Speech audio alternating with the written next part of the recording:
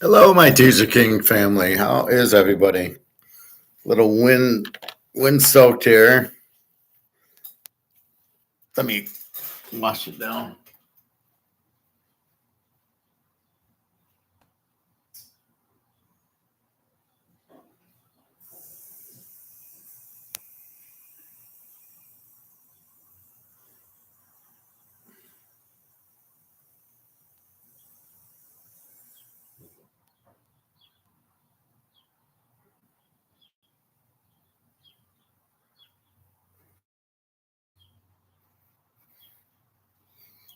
Okay, sorry about that.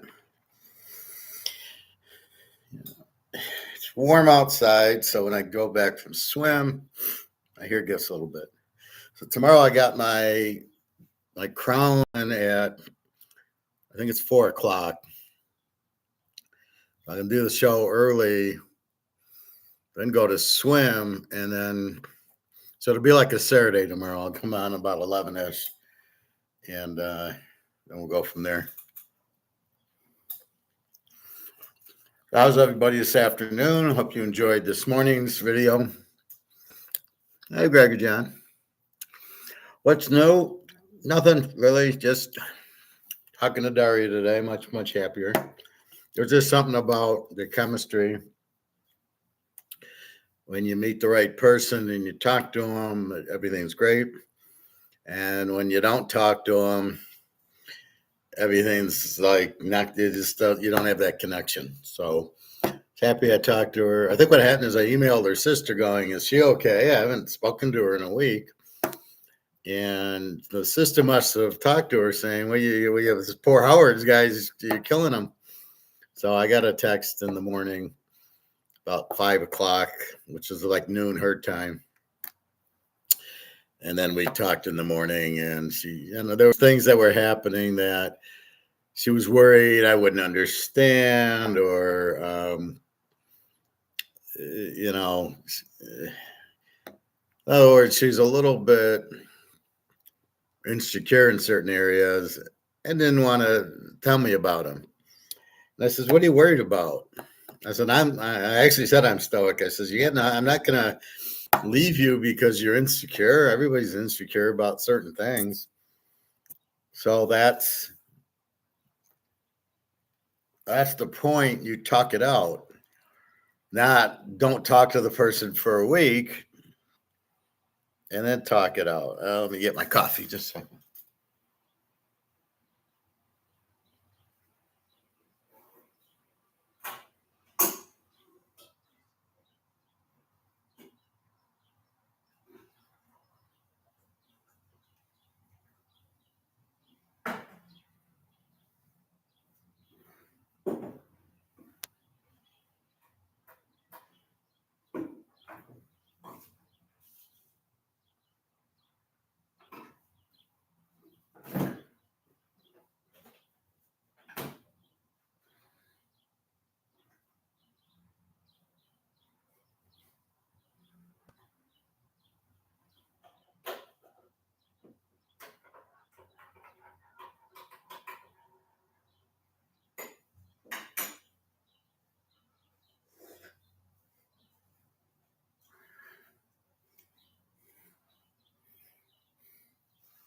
So at least she opened up and was honest. She didn't feel comfortable about certain things, not with me, with herself, and mostly economical stuff. And I said, don't worry about it. I said, it's fine. I said, I'm with you. We'll do things together. Don't think I'm not going to like you because certain things.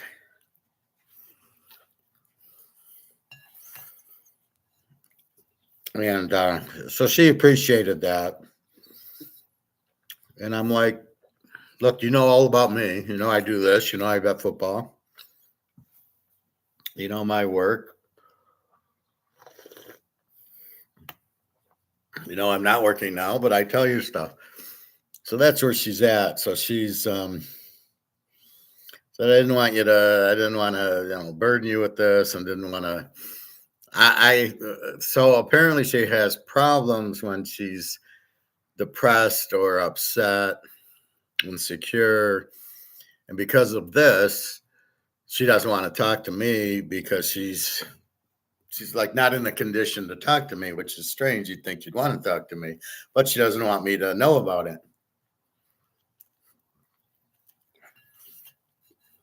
So she's insecure about losing me. If I tell you this, you're going to leave me. I said to her, you must have been dating some really immature boys before. If you tell them this and they leave you or they hurt you, it sounds like you've been hurt a lot, and with people, with boys that don't understand you. And I said, you're with an American now. You don't have to do that. I won't laugh in your face because you did something. So I think she understands finally, but that's why I lost her before. A week here and a week, 5 days there's something happened with work. So it's always something. And then she gets depressed and she gets emotional. She doesn't want to talk to me then. The time she needs me, she doesn't want to talk to me. So again, you listen, you learn. I told her I'm Stoic. I don't know if she knows what it means, but I told her I'm Stoic and that you can tell me these things. I'm here to be for you, which is totally unusual, I guess, for the Russian guys that they're there for them. So I said, I'm here for you. If it's your problem, it's my problem. If it's something you need, then tell me. So it shows you she doesn't want to come to me for money. She's not trying to scam me or I only care about you for money. So from that standpoint, okay. Which I don't think like that anyway. But anyway, I'm glad she got it off her chest. And she realizes when she doesn't talk to me, it's really stressful on me. I'm really worried about you. So because you're upset and not talking to anybody, that's making me upset or stressed because I don't know where you are. So how do you go a week without talking? So let's say I went a week without talking to her. She'd lose her mind, I'm sure. I would think so.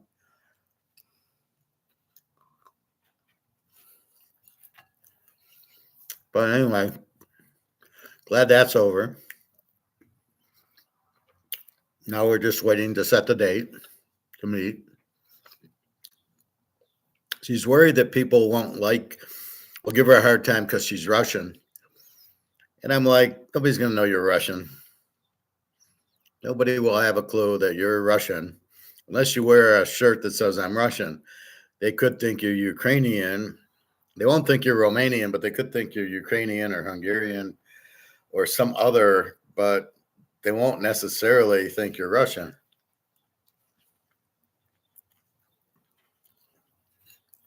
I mean, Jenna's Ukrainian.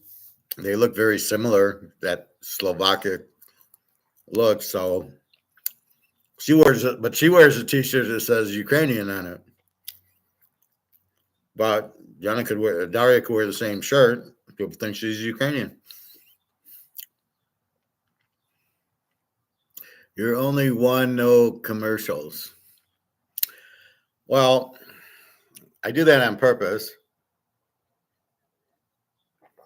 And I think that's why I don't get the hit rate the other ones do. I don't want all these I hate these commercials.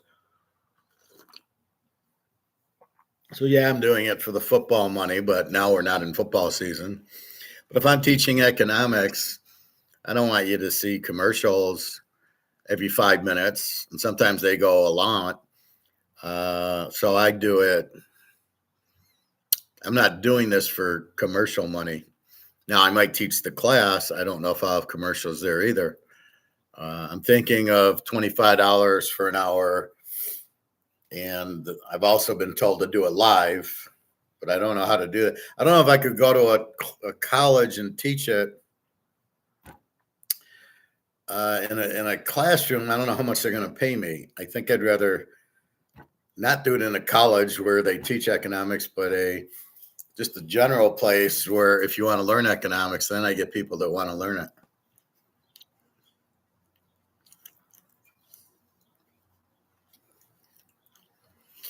Well, my goal is to teach you. I don't know what you make doing commercials, but at this point, that's not my point. So I'm trying to gather. I want a lot of people to watch, and it's what I think. If I had commercials, I'd get more watchers because I'd pop up more. Like when you see Alligator or Egon, since they do commercials, I think you get more. Egon doesn't have a lot of commercials. Like a hotel would be cool. Yeah, I thought about some hotel or conference room, but it's local, and then it's like, okay, $25, and I'll talk about economics for an hour.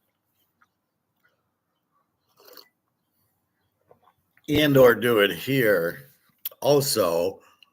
And if you're like Bobby and you don't catch it live, you catch it. But see, you pay for it. I get your email, and then I do private, and I say, okay, these 25 emails can watch it.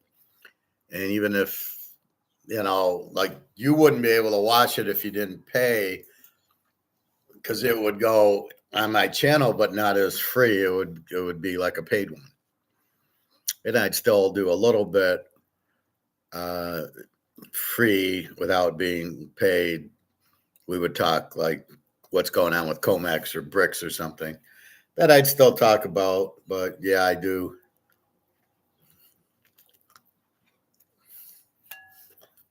Nobody knows it. Too many people are clueless. So anyway, so Daria's worrying if she travels.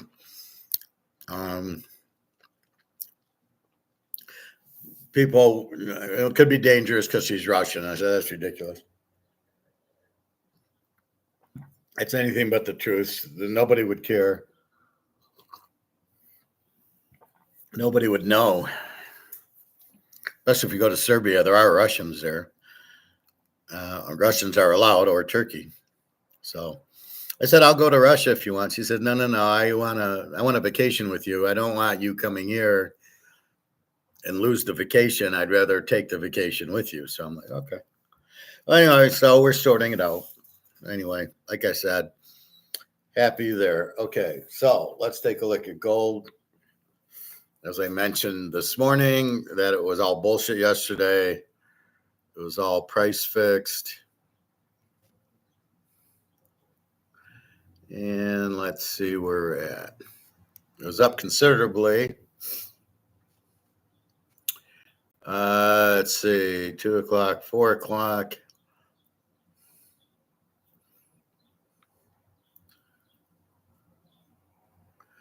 It's 23.18. It got up to 23.27. There's a big shot at 2. It went from 23.02 to 23.27. And then it's like chopped and then up. So these trades are like, okay, we'll do all the buys and we'll do all the sells and we'll do this. Because if you look at it, it climbed at 2 o'clock and then fell back at 4 o'clock and now back up at 5 o'clock. Anyway, so 23.18, but it was down to 22.82. So it's up $27 today. So you're like, I lost $45 yesterday and it's up $27 today. Somebody wasn't there to do the buying yesterday is what happened. And today you can see it's almost all buying. Well, yesterday was all selling. Silver 26.63. Again, now the difference is silver is being held down so they can make Tomahawk missiles. You need 500 ounces of silver. So you can see why they're keeping the price down. And it's only until the supply ends. Once the supply ends, then the price goes to the moon, because then it becomes more supply demand. Once what the market wants. But right now, it's you still have these derivatives. Let's keep the price down so they can do tomahawks.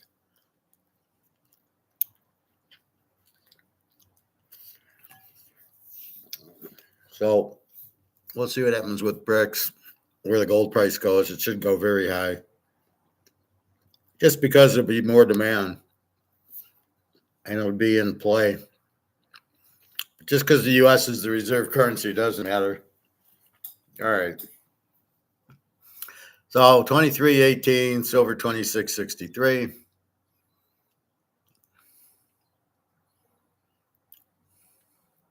So my friend texted me about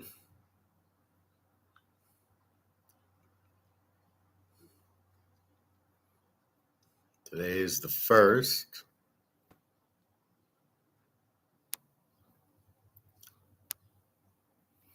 Okay, so my friend texted me about Bo Nix. He says, well, there's one guy said that Bo Nix was a second rounder, and that. And I go, how does the guy know where Bo Nix should be? Bo Nix was the best quarterback in college football with 45 touchdowns and 5 picks and 3 sacks. How could he not be a first-round pick, and J.J. McCarthy and Drake May are? I mean, that's ridiculous.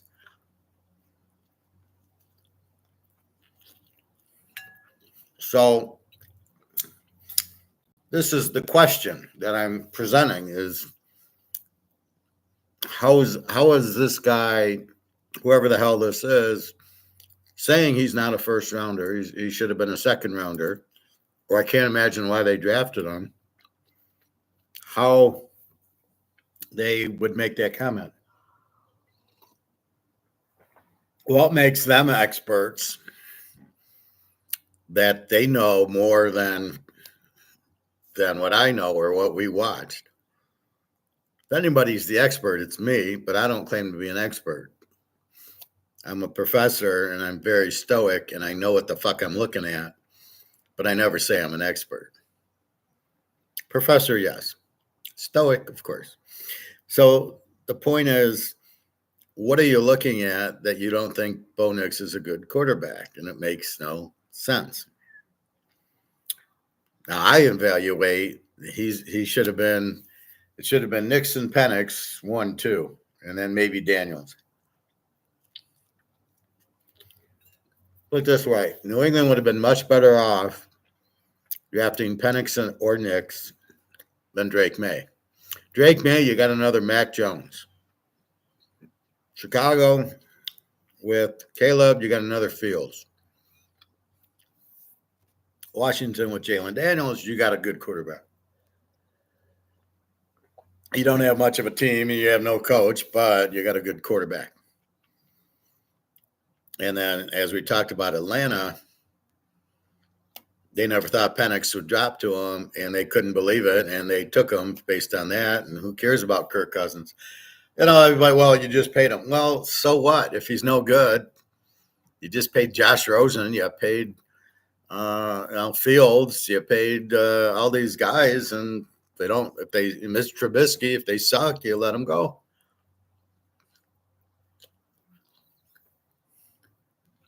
Dan McGuire, Mark's brother, quarterback, San Diego State, first round pick. You sucked. Especially these rookies, there's not a big contract.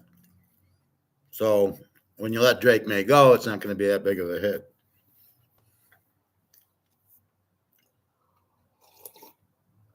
So the Bears gave Trubisky, 3 years to do what we knew before you drafted him. They gave Fields, 3 years. He sucked, which we knew. And now here goes Caleb. They're going to give him 3-4 years to, as we know, is a bust. You can't ignore the Notre Dame, the USC games. It didn't count, or the Oregon. The games with the good defenses, you can't ignore them. Well, but he looked good against Colorado. Yeah, they didn't have a defense either. So Arizona held them pretty good. UCLA just dominated them. Utah dominated them. Utah beat them. So the moral of the story is these Oklahoma quarterbacks with this system, everybody's in love with them, and the Alabama quarterbacks and the Ohio State quarterbacks, and I can't imagine why. It doesn't work. They don't translate. But you know who does is LSU and apparently Iowa State, Georgia. We'll see what Stenson Benson, if he gets the chance. Stafford's from Georgia. Mahomes is Texas Tech and Joe Burrow, LSU. So, yeah, I don't see any Alabama quarterbacks up there or these Oklahoma, Mayfield and Jalen Hurts. Yeah, none of them are any good. So, Drew Brees played at Purdue and Brady played at Michigan. So you're looking for, there's really no quarterback school, but there's a lot that aren't quarterback schools. There's a lot of gimmicky ones, and that's the problem. So you can't listen to somebody who says, oh, what a stupid pick in getting Bo Nix. Who's saying this and why? You can't say that. You don't have a clue. So this is the point of the class. You're the one who has to know. Now, I can tell you Bo Nix is good, and you can listen to me and go, yeah, that makes sense. And now you know. Or you make your own decision up based on my inputs, and you go, yeah, professor's right. Or I'm wrong. No, I like Caleb. He's going to be fine. Yeah, again, I know they got Notre Dame killed him, and UCLA killed him, and Oregon killed him. But yeah, is that really what we're looking for? So that's the thing in Notre Dame. So that's what you're looking at is is learning and making up your own mind, and then from there you go ahead and figure it out. And not listening to Joe Blow sit there and say, oh, what a terrible pick. Bo Nix is terrible. Really? Why do you say that? So that's really what you're looking at is you're trying to truth or fiction, right? So that's what you want to do. We do it with economics and gold. I'm telling you, but the difference is I'm telling you everything you need to know. And I'm telling you facts. Not fiction. I tell you Titanic is a good example that you can picture and say, yeah, he's right. And if you don't believe in it or don't think it's right, then tell me. And we will discuss your point of view. I have no problem doing that. You have to outprove me. You have to come up with a reason that I'm wrong. So I come up with reasons why I'm right. You have to come up with reasons why I'm wrong, which you can't do because I know I'm not wrong, but I'll listen to them. So that's what this is all about. So it's to think independently. It's to learn. So in Greg, John, and Bobby's thing, if their girls are asking them about gold and say, well, I wouldn't buy it. How are you going to go to the grocery store with it? That you can explain it. I put that out for Bobby. I did a video just for that scenario. The daughter thinks gold. You can't go to the grocery store with gold. And basically, it's the same thing. You can't go with a Rolex either, but it doesn't mean the Rolex doesn't have value. So anyway, all right. So this is sports. So we want to talk gambling blends into sports. It's an investment, basically. Well, it's a double-edged sword. It's this is not an investment because it's not gonna go up in value. This is only going down in value. Gold is more of an investment because they can't print it. So, but it goes up against the dollar. Gold really, if we were on the gold standard, you wouldn't buy it as an investment because it wouldn't go up in value if it was that. But right now, with the dollar, what's happening is that since the dollar goes down in value, gold goes up in value. And that's really what we're looking at. But it is a protection because we're using the dollar. You need to get out of the dollar and you go to gold. So gold is going to save your value, but it's also going to go up in value from the 2,300 it's at. It'll go up to 5,000 to 10,000. So I was in the pool today and talking with some guy, and we were talking gold, and I said, "Well, it's paper gold. Physical gold's worth like 23,000, and paper gold's worth 2,300." He says, "Well, how would you sell physical gold at 23,000 if paper gold's 2,300?" I go, "There wouldn't be paper gold. Once the physical gold's there is no more paper gold, and there wouldn't be the 2,300. You'd be paying 23,000 for physical gold." That's my point. So if we get rid of paper and it's all physical, it's going to the moon, and that's what we keep saying. Gold is king. Gold is king because you can't print it. See, that's the problem is people will say gold's king, but they don't know why. And that's really what I'm trying to ascertain to you about gambling, the whole gambling thing, which includes stocks, which includes stuff at the bank, which includes real estate trust, football, basketball, baseball. All that's gambling. And you need to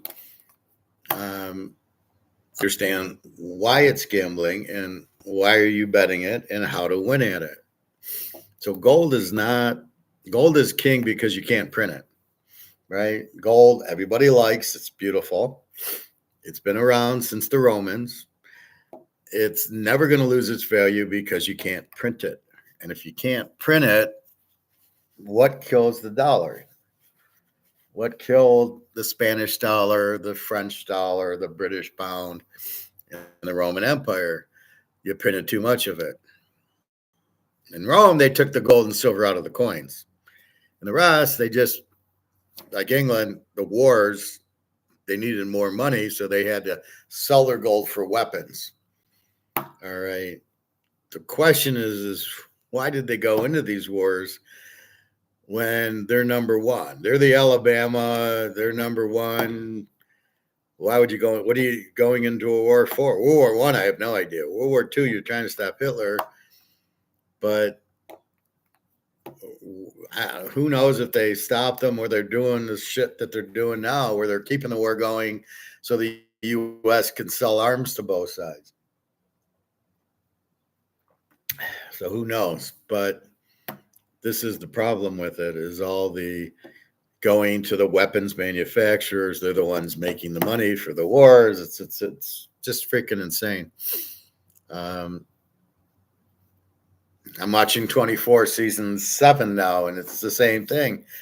They're John Voight. We tried to do it for America. Season 7, the defense contractors are, allowing all these wars to happen so they can be needed and make more money. It's exactly what's happened. It's funny. I was watching season 5 with the idiot in there, and it was just like Biden. And here's season 7 is the defense contractors. Season 9 is the drones, but we haven't had too much problem with the drones yet. So this is the problem. It's always about money. It's about defense. It's this and that. So when you gamble, do you understand the game? Can you win at the game? Why are you playing it? And when do you stop?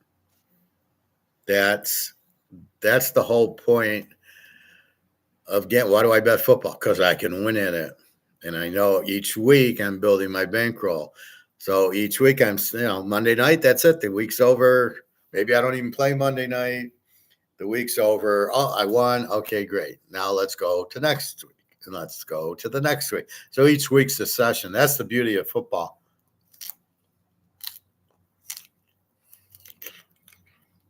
Football, basketball, baseball, the session never ends. It's every day. So how do you end the session, or do you end the session each day? So we played, today's Wednesday. We make our bets. The session's over. How did we do? That's probably how you should bet baseball. How do you win at it? Well, that's the beauty of it. Are you looking at the batting average, the ERA, the pitchers? And now it's been tougher because these pitchers go 5 innings. So you got a stud on the mound, or you got a pig on the mound, and what's going to happen in the 6th and 7th inning? Are they still going to be out there? Especially when the pig with the 10 ERA, you're assuming, oh, this guy's going to get killed. Then he gives up 3 runs in 3 innings, and they take him out. I was talking to my friend, and I said, if it's me coaching, I got 4 starters going every 4th day, and they're not done until they're done. There is no pitch count. If it's 150 pitches, they're going, because their arm's shot anyway.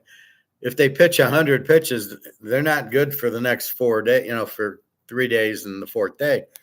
Here it's 5 days. They have no rhythm. They cannot get into it. You can't do something every 5th day and have any kind of rhythm. That's the first problem. The second, there's not enough good quality pitchers because there's 32 teams and they're all like, everybody's with 10 pitchers, 12 pitchers. And there's not, let's say it's 10 times 30. There's not 320 major league pitchers out there. Right. So you've got maybe 50 that are major league pitchers, and then another 50 who are maybe AAA pitchers, and then the rest shouldn't even be in baseball. They're horrible. And you can see with the 15 ERA, they shouldn't be up there. And it's the same thing with hitting. There's maybe 3 or 4 quality hitters on a team. And then there's 3 or 4 that hit like $150, and then you got 3 or 4 that hit under 100 or under 110. Just take a look at the Tigers. So this is what you have. So you do not have professionals playing, which means you're betting a lot on amateurs, which you don't want to do that. I want to bet on Joe Burrow. I want to bet on Mahomes. I don't want to bet on what's his name, Darnold. I don't want to bet on Caleb or Fields or Josh Love or the J.J. McCarthy. I don't want to bet on even Nick Mullins. I got a hard time with. I certainly don't want to bet on Goff, maybe Hooker. So when I give a game, it's who I want to bet on. And so when I say, I don't want to bet on Geno Smith, because too many times you think they're going to score 30 points and they get 3. You go, fuck. Then they play a good team. They're going to get 3 and they get 30. And you go, who is this? Who am I betting on? I can't bet on this guy. He's all over the place. So I don't bet on him. Why am I betting? To make money, not for the action. If you're betting for the action, my advice is don't bet, or bet $1, like in Trading Places, and do that. That's my advice, not to bet thousands of dollars. Oh, let's play how many games the Lions are going to win next year, or how many yards is Jefferson going to catch? It's 180 at, at 200, at 6-1, Jefferson will get over 180 yards. And people are stupid enough to make the bet. Or this inline betting, which my friend Alex does, that I cannot figure out. Bobby got lucky he won the Super Bowl, but really the bet was the teaser was Mahomes +8, not KC just to win. I'm glad he won, but that's why I don't like the inline. I analyze the game, and I know what the ending is going to be on the games I want to bet, and I don't need to monkey around with them live. That's ridiculous. Greg and John, TK, the Raiders are interested in Tannehill and or Bridgewater. Why didn't they take Hartman? They had Hartman clear and free, and he would have started, and they would have went into the playoffs with Hartman. So I don't know what they're doing. See, why Tannehill? He's done nothing, and why Bridgewater? And why pass up Hartman? This is the problem I have with these. Oh, they've played before, and Hartman hasn't. Well, did you watch Hartman at Wake Forest? And did you watch him at Notre Dame? Notre Dame, he still looked good, but he had his handcuffs were on him. But you had the guy you needed, Hartman, and you didn't take him. And now you're Bridgewater's okay. Tannehill sucks. I mean, now, but what does it tell you? They realize that Minshew's not the guy, which I already told you he's not the guy. Before the draft, I told you he's not the guy. Now they're just discovering, wait a minute, yeah, Bridgewater, Tannehill, those are better than, and you could have had Hartman. So that's the problem. Again, the San Diego fucked up. They took the guard instead of Brock Bowers. Worst GM I've ever seen. That's just incredibly stupid. I don't even know if all they'll play. He might not start. He might not play. He might get injured. He's all over. So that's the problem. But so what are you betting on? How much do you bet on Oakland? Do you bet Oakland to win 10 games? I'd say no. I wouldn't fuck around with that because of injuries. So we got Oakland against KC. That's an underplay. Oakland with no offense, with no quarterback. KC with a monster defense. Oakland with a monster defense. I'm going to bet that game under because they have great defenses. And Oakland doesn't have a quarterback. KC's got Mahomes. And we have to see how this new 155-pound wide receiver who's really fast, but he weighs 151, good hit, and he's out for the year. So we'll have to see how that plays. But KC with the killer defense, and they kept Spagnuolo. Oakland's not going to score much on them, but Oakland's got their defense, so that'll be good. Brock Bowers, he won't help them if there's no quarterback to throw him the ball, which is the same bitch I got at Minnesota. If you don't have anybody to get Jefferson the ball, it isn't going to really matter. And the quarterback you drafted, he shouldn't see the field. Whoever did their drafting should be fired. What are you looking at that you say that J.J. McCarthy's any good and should be drafted in the first round? What are you watching? Because I watch better and more technically the way I watch football than you do. And there's nothing I saw that all he did was hand the ball off and throw these little 5-yard passes, which is all the offensive scheme of the misdirection. So Michigan basically ran all this misdirection and or brought in 3 extra linemen and ran the guy up the middle with 8 linemen blocking. And then on defense, they just blitz 6 people every time. So I wouldn't draft any of their defensive players. Because it showed that they're not very good because they can't get there with 4. They needed 6. That tells me there's problems. So none of their players is draft worthy.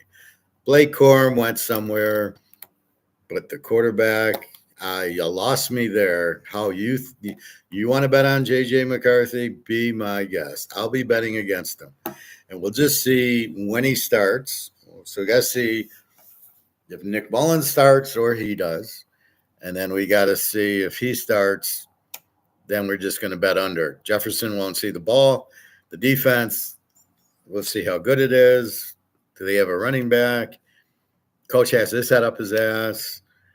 I don't see how McCarthy can beat out Mullins. He's not even close.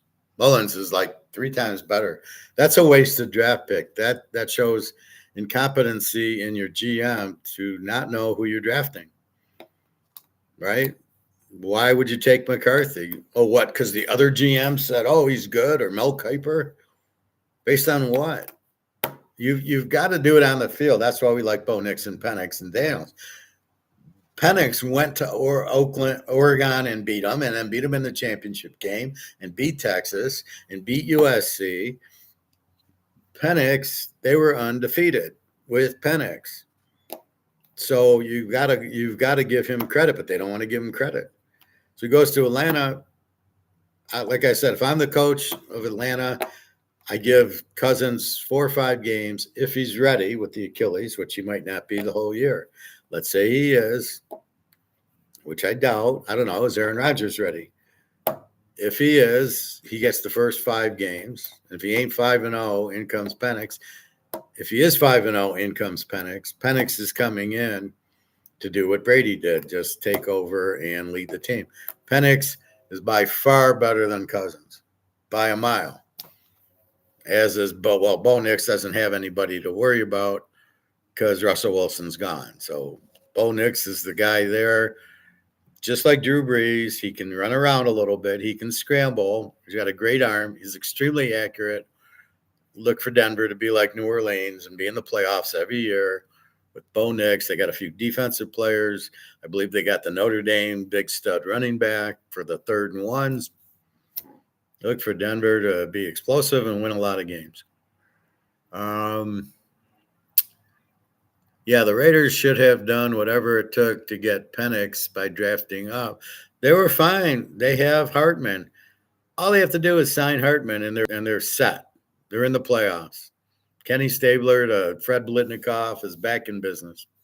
It fell in their lap. They could have had Hartman, but somebody doesn't like Hartman for some reason, and they don't take him. So Washington takes him.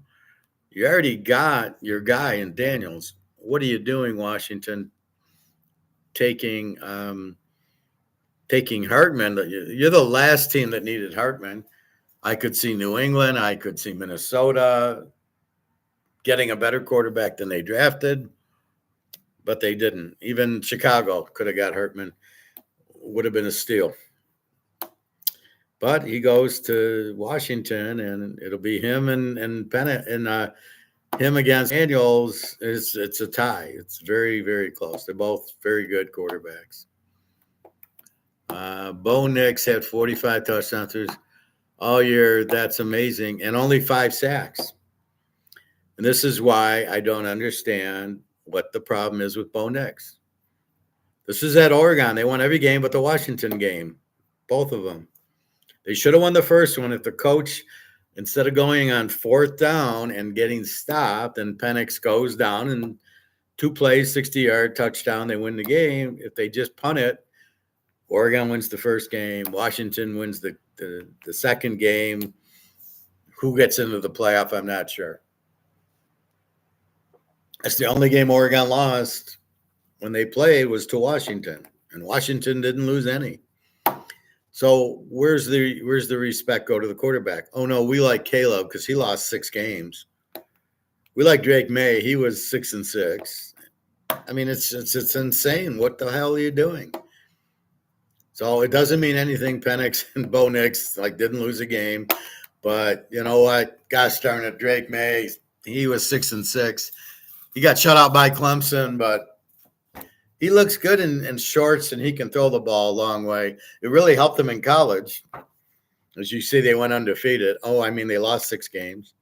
They got shut out by Clemson. Yeah, he's our man. What are you looking? See, what are you looking for? What variables are you looking for that you think Drake May can play in the NFL, and yet you draft him in the 1st round? What exactly what drugs are you on? Because you're an idiot, right? New England is an idiot, which we knew anyway. They've always drafted terribly. Even Brady was a mistake. He was in the 7th round. I'm not quite sure why they drafted him. So everybody passes on him the first 6 rounds, and so he gets upset. But I don't know why New England. They had Bledsoe. I really have no idea why New England drafted Brady. And if you watched him like I did at Michigan, I rather had Drew Henson in the game than Brady all the time. When Brady was in, I go, oh, Jesus, the Brady Bunch kid. He didn't look good. I certainly wouldn't have drafted him, or, not even in the 7th round. Just like I wouldn't have drafted McCarthy or Drake May. And I think Caleb would have been a 3rd round pick for me. Joe Montana was a 3rd round pick. So the best 2 quarterbacks that ever played Joe Montana, 3rd round. Tom Brady, 7th round. Not number one. There's never been a number one. Maybe Johnny Unitas if he was number one, but I doubt it. There's never been a one that's been any good, including you, Peyton Manning. You were not good. You were a choke. Peyton Manning, the choker. So that's really what are you looking at? You have to have variables chosen to predict things. Draft, football games, baseball games. You must have a reason to bet them. That's how you gamble. That's what gambling is. Why do I bet basketball? The team has their back against the wall. Philadelphia last night. Even though I took the Knicks because I thought they were at home, they didn't want to go back to Philly. Guess what? Now they got to go back to Philly, which they don't want to do. So I think we looked at yesterday's games. We hit Colorado over 8. We lost Toronto, Milwaukee over 7.5, and we lost Philadelphia under 8. Those were my 4 picks yesterday. Let's see if we have.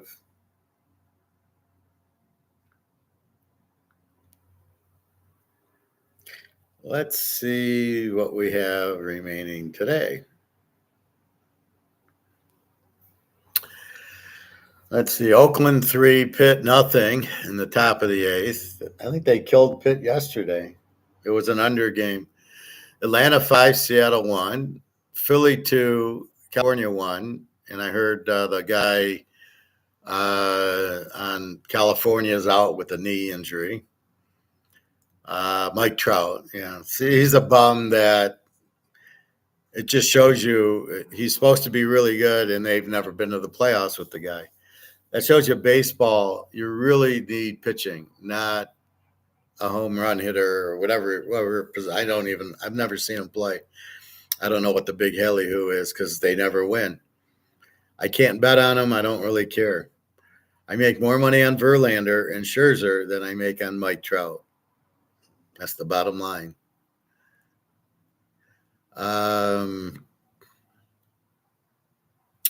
All right, Cincinnati 2, San Diego 2, end of 5. We'll do this in the morning tomorrow. Okay, upcoming. Here we go. Greg and John, your favorite game, the Yankees in Boston. The Celtics should win today, I think. What are your variables on that, Greg and John? We'll get to basketball after baseball. It's 5:30, 6:30 games. The Yankees in Baltimore. We got Luis Gil, 1-1 with the 401. Corbin Burns, 3-0 with a 2.55. So I would take Baltimore today.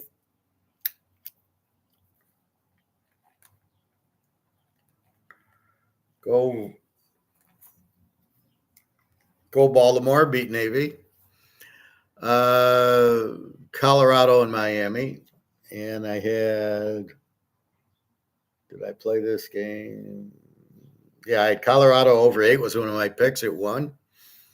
Colorado can hit, and their pitching sucks. Miami's a 145 favorite over under 9. We got Dakota Fanning, 0-4, the 6.57 against Roddery Munoz, Anthony's brother, 0-0 with the 3.60. So we got pretty bad pitching. We'll go over again today. Colorado.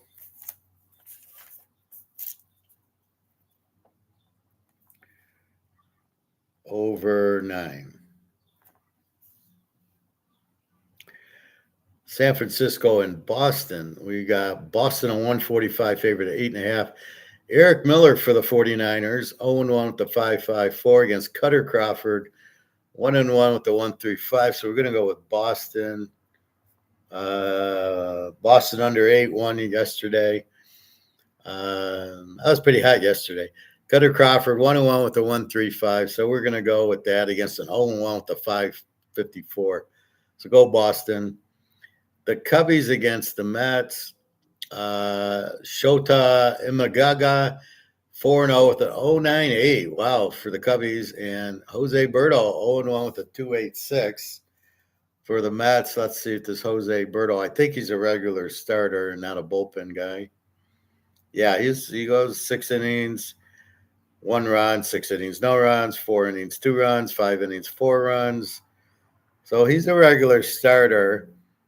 He's inconsistent. Over under 7.5 on the game. Let's go under because I don't know what Jose Berto is going to do. So we'll take Cubbies under 7.5. But it's a low total, so I'm not going to do much. Baseball is impossible if you bet daily. No, it's not impossible if you bet daily. It's impossible if you bet a lot of games daily. You got to find that, and that's what I'm doing. I gave you 4 games yesterday. We went 2-2. So if you just get very selective and stick and be patient, like this game here with the Cubs and the Mets, I got the Cubs 4-0 with a .98 pitcher against the Mets, 0-1 with a .286 pitcher. I'm going under. You don't bet a lot on it, but there you go. You've got 2 strong, low ERA pitchers going. It's going to be a lot of runs normally. So you got to play the percentage. If I play this play 10 times, do I win it 7? If I can win it 7 times, it's a good play.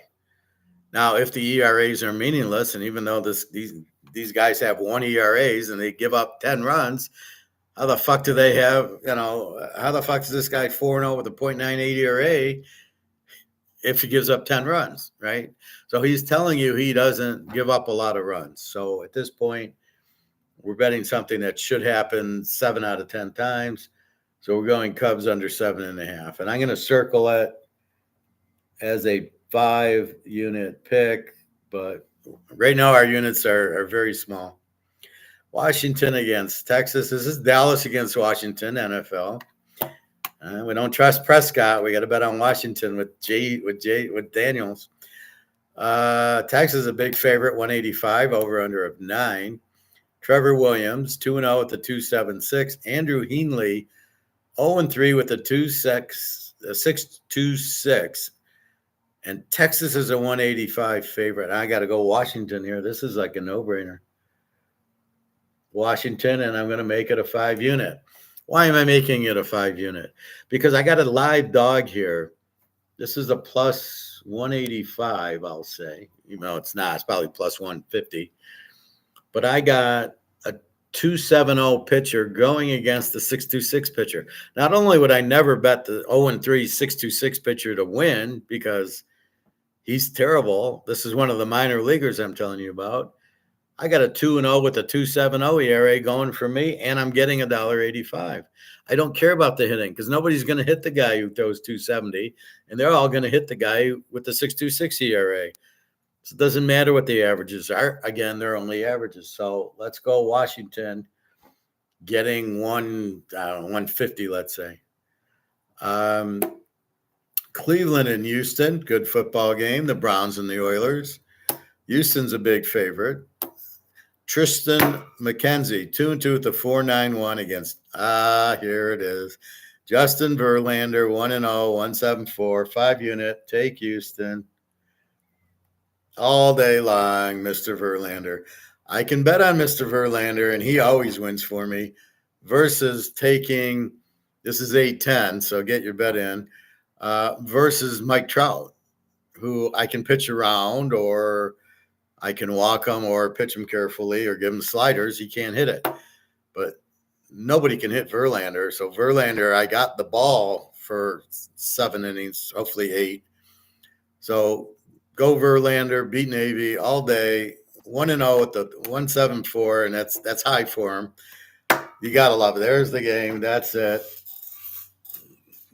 That's the bells and whistles. Verlander's going tonight. And last but not least, the Dodgers against Arizona. The Dodgers, of course, are 150.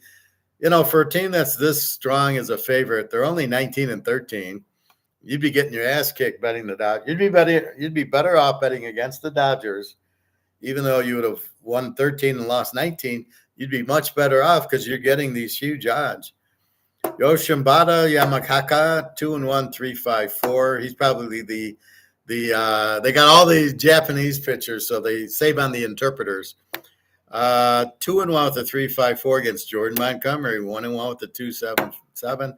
I'm going to Arizona here. Not a 5-unit, just a regular play.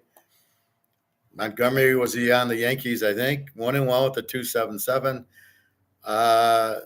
Hard to go under because LA can hit, but I do think Arizona with the 2.77, probably a low scoring game, but I'm going to take Montgomery.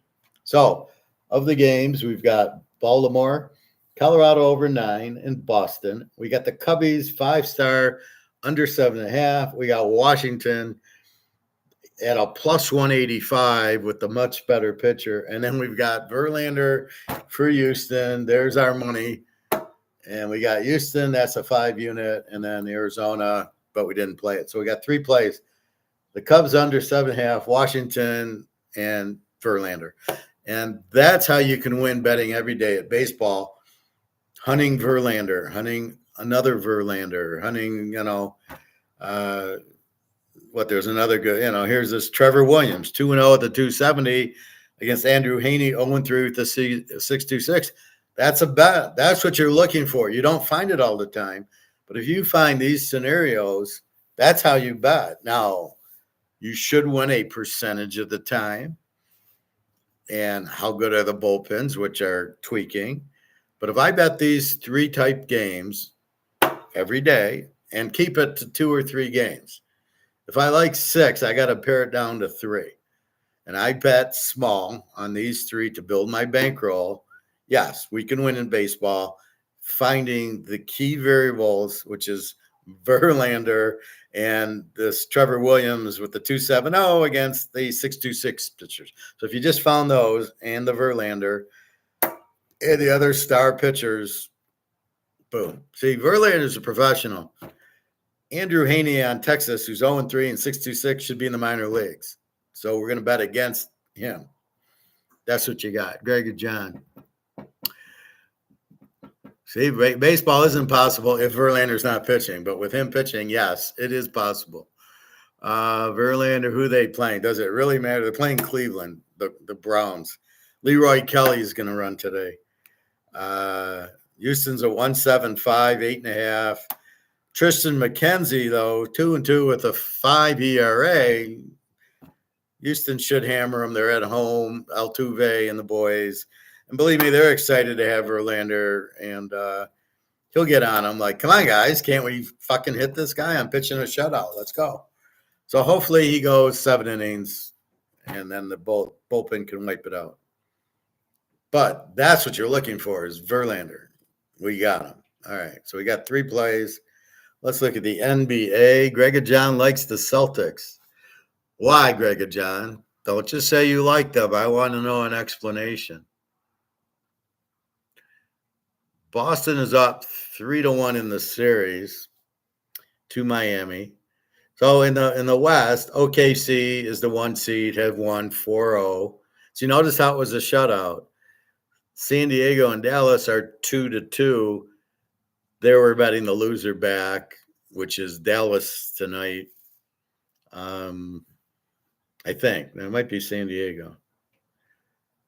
Yeah, we're taking San Diego tonight. Okay. And then Minnesota won 4-0, 3-6. So I don't know how Phoenix was a 6 seed. They couldn't beat Minnesota. And then Denver kills the Lakers. LeBron played in 1 game. Now in the East, we got Boston, the 1 seed, up 3-1 to Miami. We got Cleveland, Orlando, 3-2, the 4-5. So this will go 7. Indy 3, Milwaukee. Now, Milwaukee with all the injuries, I didn't check the box score. I don't really care, but they won 3-2. Keep it interesting. And the Yankees against the Eagles. Let's go the Giants against the Eagles. The Giants choked, had the game at home, went to overtime and lost it. They didn't finish it up. Philly played with their backs against the wall and apparently is very good. It's a good team, better than the Giants. Celtics need to close the door, and Celtics have the momentum. All right. Well, I disagree with they're 3-1. The backs are not against the wall. Cleveland or Orlando, if Orlando game 6 will be backs against the wall.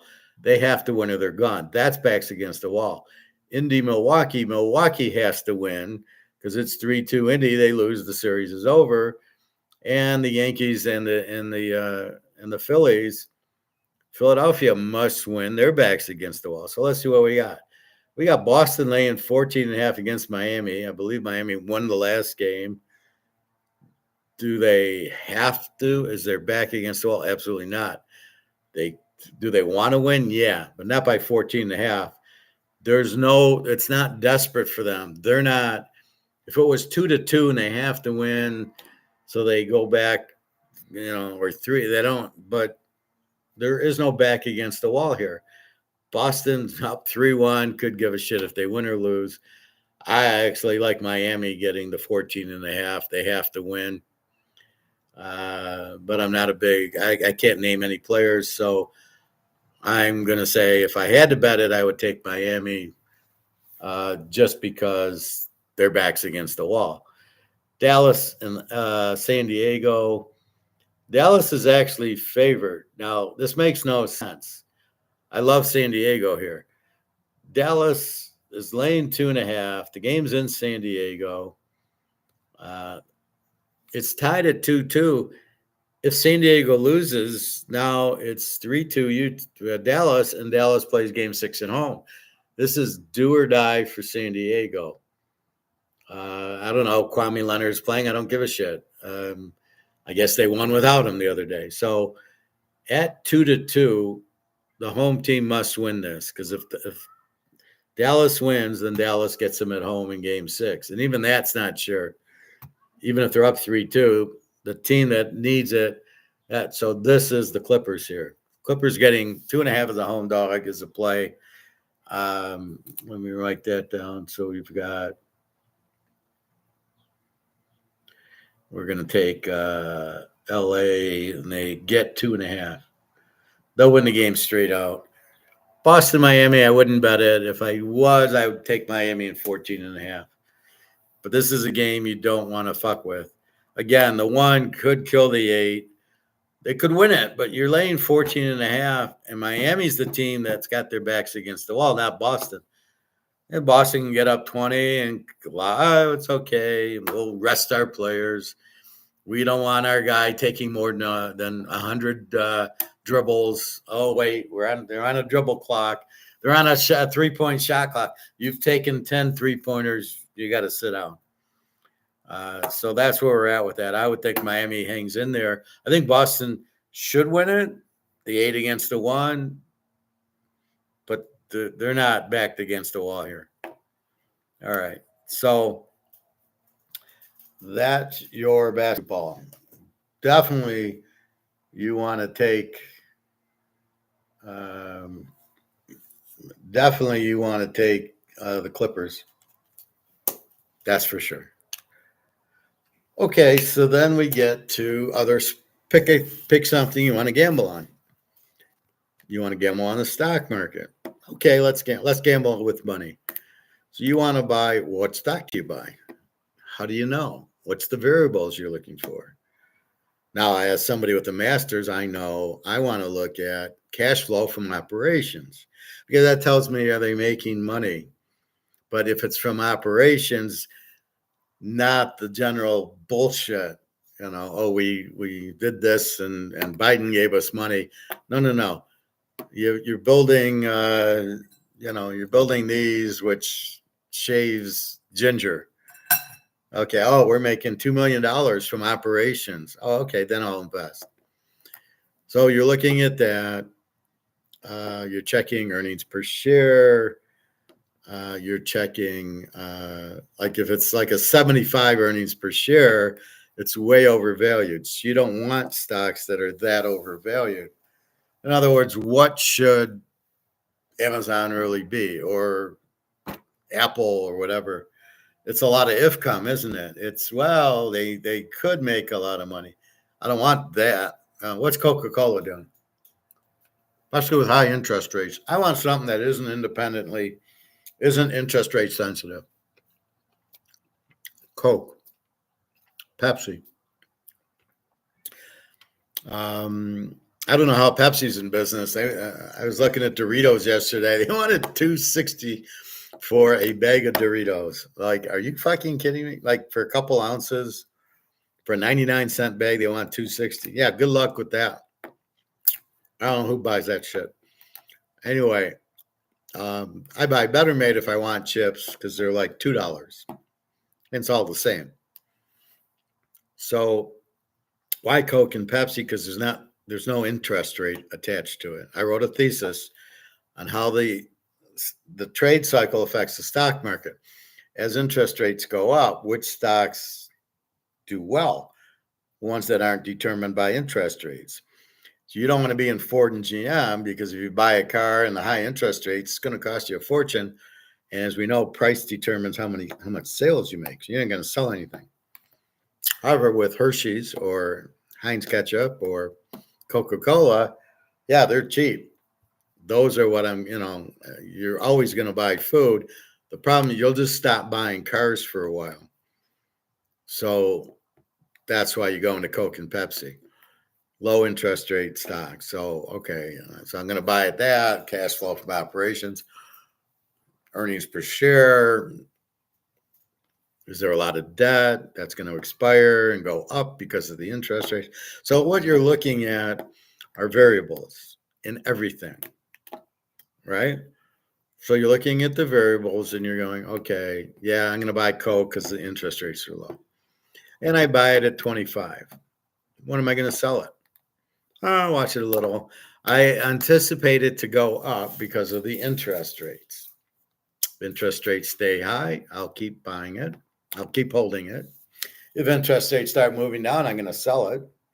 And I'll get into Toyota or Mercedes, not Ford and GM. They're pigs. And so that's what I'm looking at is my variable of the interest rates and my cash flow from operations. So everything stays the same. I've now gone from $20, $30 a share, and it goes to 28, and it's 30. It's not really moving, but as we know, the market's about to crash. So what do I do with that? Okay, I made my money. I made $10 a share. I bought 100 shares. I made 100 times 10. I made $1,000. Okay, let's profit take. That's it. That's my bet. That's the same as betting Verlander.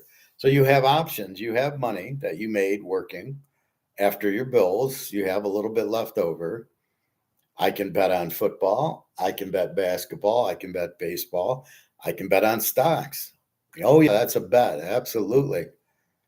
So that's probably, it's much easier to bet on Verlander than it is to bet on Coca-Cola or Amazon or Apple. Any of those. Everybody is so misleading on Apple and Amazon. Like it's like Drake May, right? Like, oh, these stocks are going to the moon. Yeah, but their earnings per share is like 80. You want to be in earnings per share about 20, 25, which means that their earnings aren't going to be enough to support their per share price. So if the price is, let's say, 250 on Apple, their earnings are only supporting maybe 75. Well, wait a minute, it's at 220. That's too high. I can't buy the stock when the earnings are only supporting 75 a share and it's at 150. That's the bubble. That's when you profit take. So you got to be very careful and know all this. How many people know all this besides yours truly? So do you really want to gamble on stocks? Well, my broker gave me these. All he wants is your commission and your money. He doesn't give a shit if you make money. Like you get into real estate trust, like the Attack on Wall Street guy, he only lost $60,000 on his gamble that he had no idea what he was doing, but he was trusting some idiot who all they care about is his commission. That's why I stay out of that whole game because it's all made off. Stocks are made off. The real estate trusts are made. Oh, real estate's never default. They do because Clinton forced everybody, all the banks, to take it. And then he said, well, if you lose, we'll reimburse you. But we want everybody in America to own a house. Well, it's not a right. It's, can you afford it? And if you can afford it, buy it. If you can't afford it, you can't buy it. And then they can't afford it and they would buy it.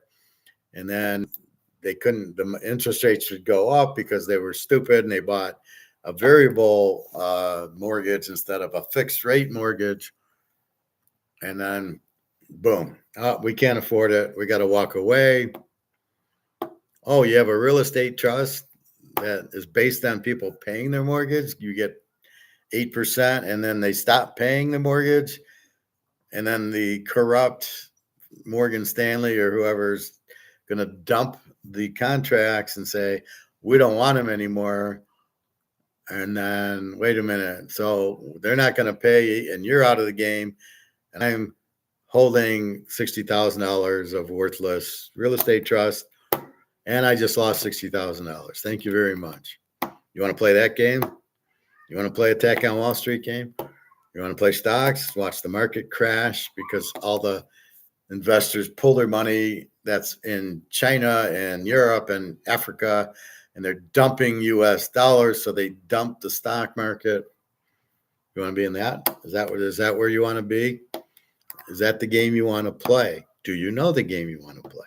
Do you know the variables of the game you want to play? Do you know how you're going to play the game? Do you have an idea how you're going to win? So you're going to buy Coca-Cola at 20, and at what point do you get out? Maybe 30, maybe 40, maybe 50. Well, we got to look at sales. We got to look at, there's lawsuits, or is there a new health drink called water? So nobody wants Coke, so we probably don't want to be in it. So you're analyzing as many variables as you can to see what do you think is going to happen. And when the government prints money and puts it into Amazon and Apple, it's all bullshit because the numbers don't support it. And now it's insider trading, and now it's all illegal, and you want to stay away from that anyway. So do you know enough of the variables to gamble in the stock market? Very hard. And talk about gold and silver being fixed. Stock market's 100 times more fixed than that. You had Madoff running NASDAQ, right? That's enough said. All right, so we had that. You know what? Probably, I don't want to bet in that. I know more about football and baseball. What else? Oh, real estate trust, as we said. If rates go up and people stop paying their mortgages, all those they're gonna drop, and we're all gonna be attacking on Wall Street, losing 60 grand. I don't want to play that game. What other fun things? Well, I can put my money in the bank. I'm not gambling there, am I? Yeah, you kind of are, because they're printing the money, and the inflation really is inflating the money supply, which means it's worth less, which means if your money's at Chase Manhattan and you got 100 grand in there, you don't realize that you're gambling. You don't realize that 100 grand's worth about 20 grand now. Go to the grocery store, see what you can buy. So I really don't want to gamble with my money in the bank, getting a CD, a money market, or anything, or an annuity. Probably don't want to go there. So my money's not in the bank, and my money's not in the stock market. And I'm left with football games and baseball games and basketball games. So I'm left with sports, football I can nail. Baseball, very consistent. Verlander only pitches once in 5. NBA, yeah, I can do well in the playoffs with the bet the team back against the wall. So I can win in football, which I do, and I've proven it. And you can see my history on www.teaserking.com. You can see all that. Or we can wait. There's sports cards, Rolexes, but that's gold. We can go into diamonds and this. I bought this for $500. It's now worth 3/4 of an ounce of gold. If gold's 2,400, this is worth 18. I made money on it.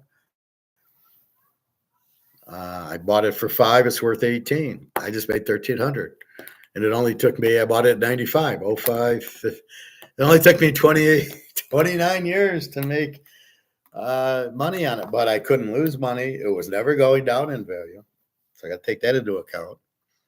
Or I can buy gold and silver, which is not actually a gamble. So the one gamble I'm going to make is not even a gamble. It's current. It's money.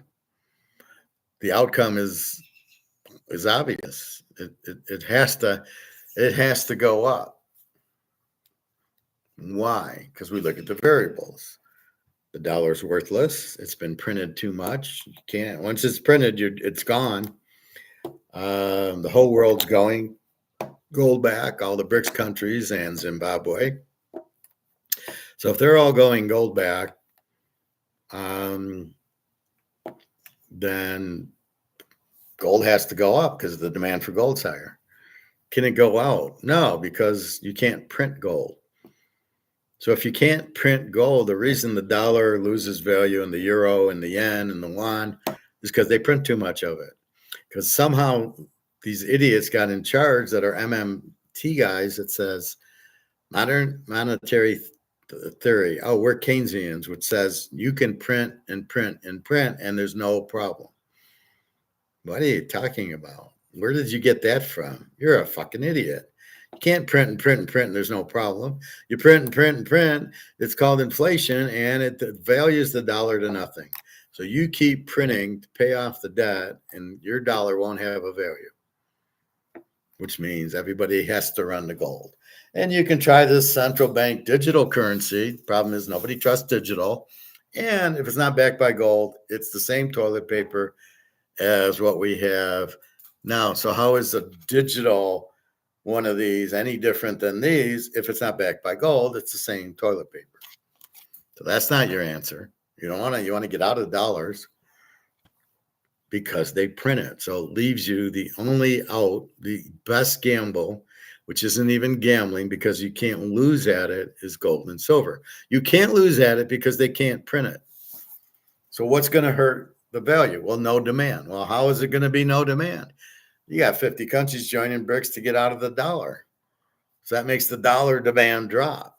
So maybe the euro, everybody wants the euro, except for they print the shit out of the euro, just like they print the shit out of the dollar and the Swiss franc and the British pound and the Chinese and Russia and everybody else. They're all sitting there and they're all being printed because of these MMT guys by George Soros is put in, and they think there's no consequence by printing, and they all have huge debts. And guess what?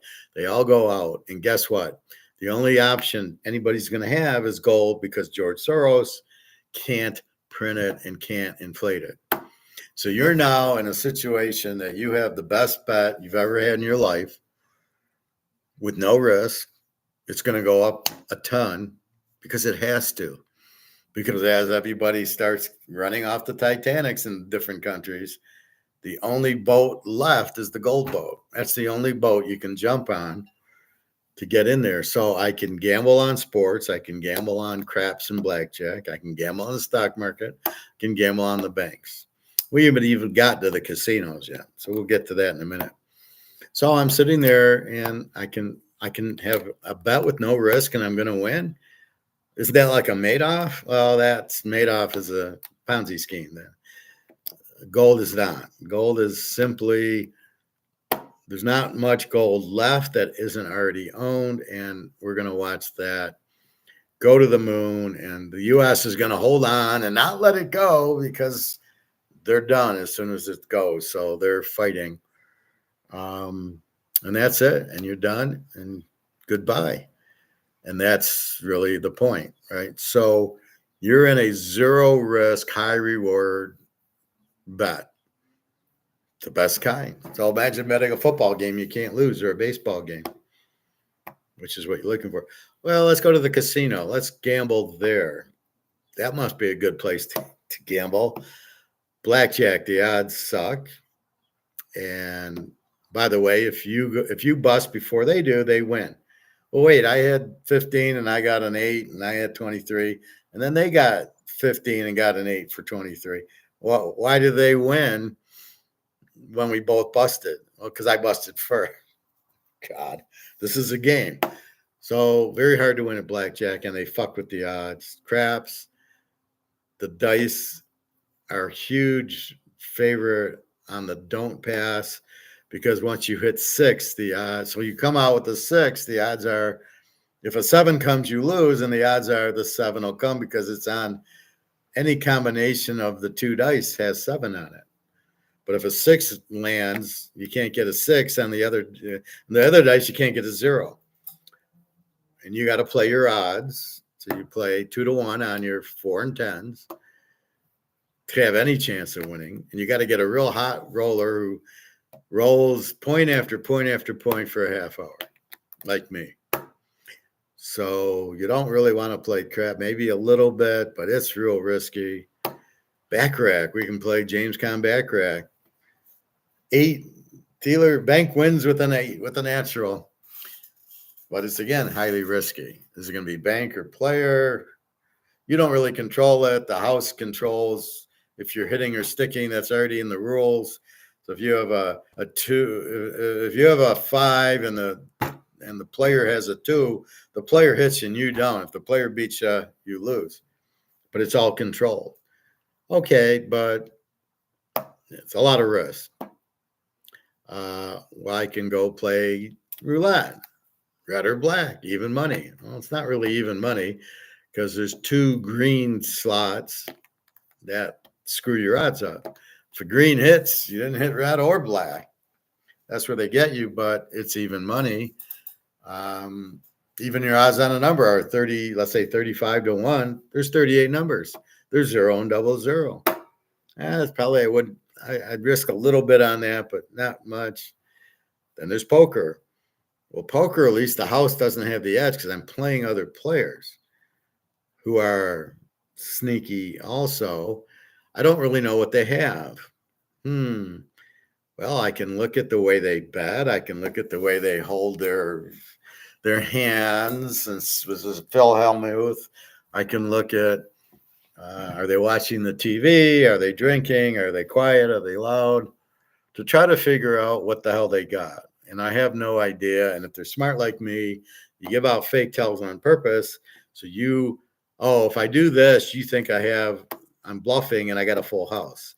So I'm going to look for that tell. What's my bluffing tell? And then use it. And I got a full house. Be careful there. So you really can't. It's really, it's a tough, high risk thing. And I'm going to win a couple $100, right? I start with 3. I get hot. I got aces. I hit trip 7s. I hit queens, and then so I'm not getting any cards. I walk away. I won $200. Okay, it's good, but how many sessions can you play? How much money can you win? And don't be, this guy's career earnings in tournaments are $5 million is bullshit because he's not playing to get into the tournament, and he maybe keeps 10% of his money.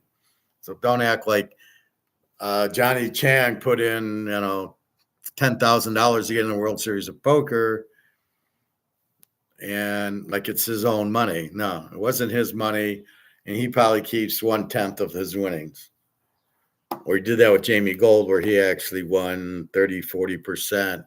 But how many players in the tournament did he back? Did he put the 10 grand in? Probably a lot. So maybe he won a little, but not on him. He won it on Jamie Gold. He didn't win it on him. Right? So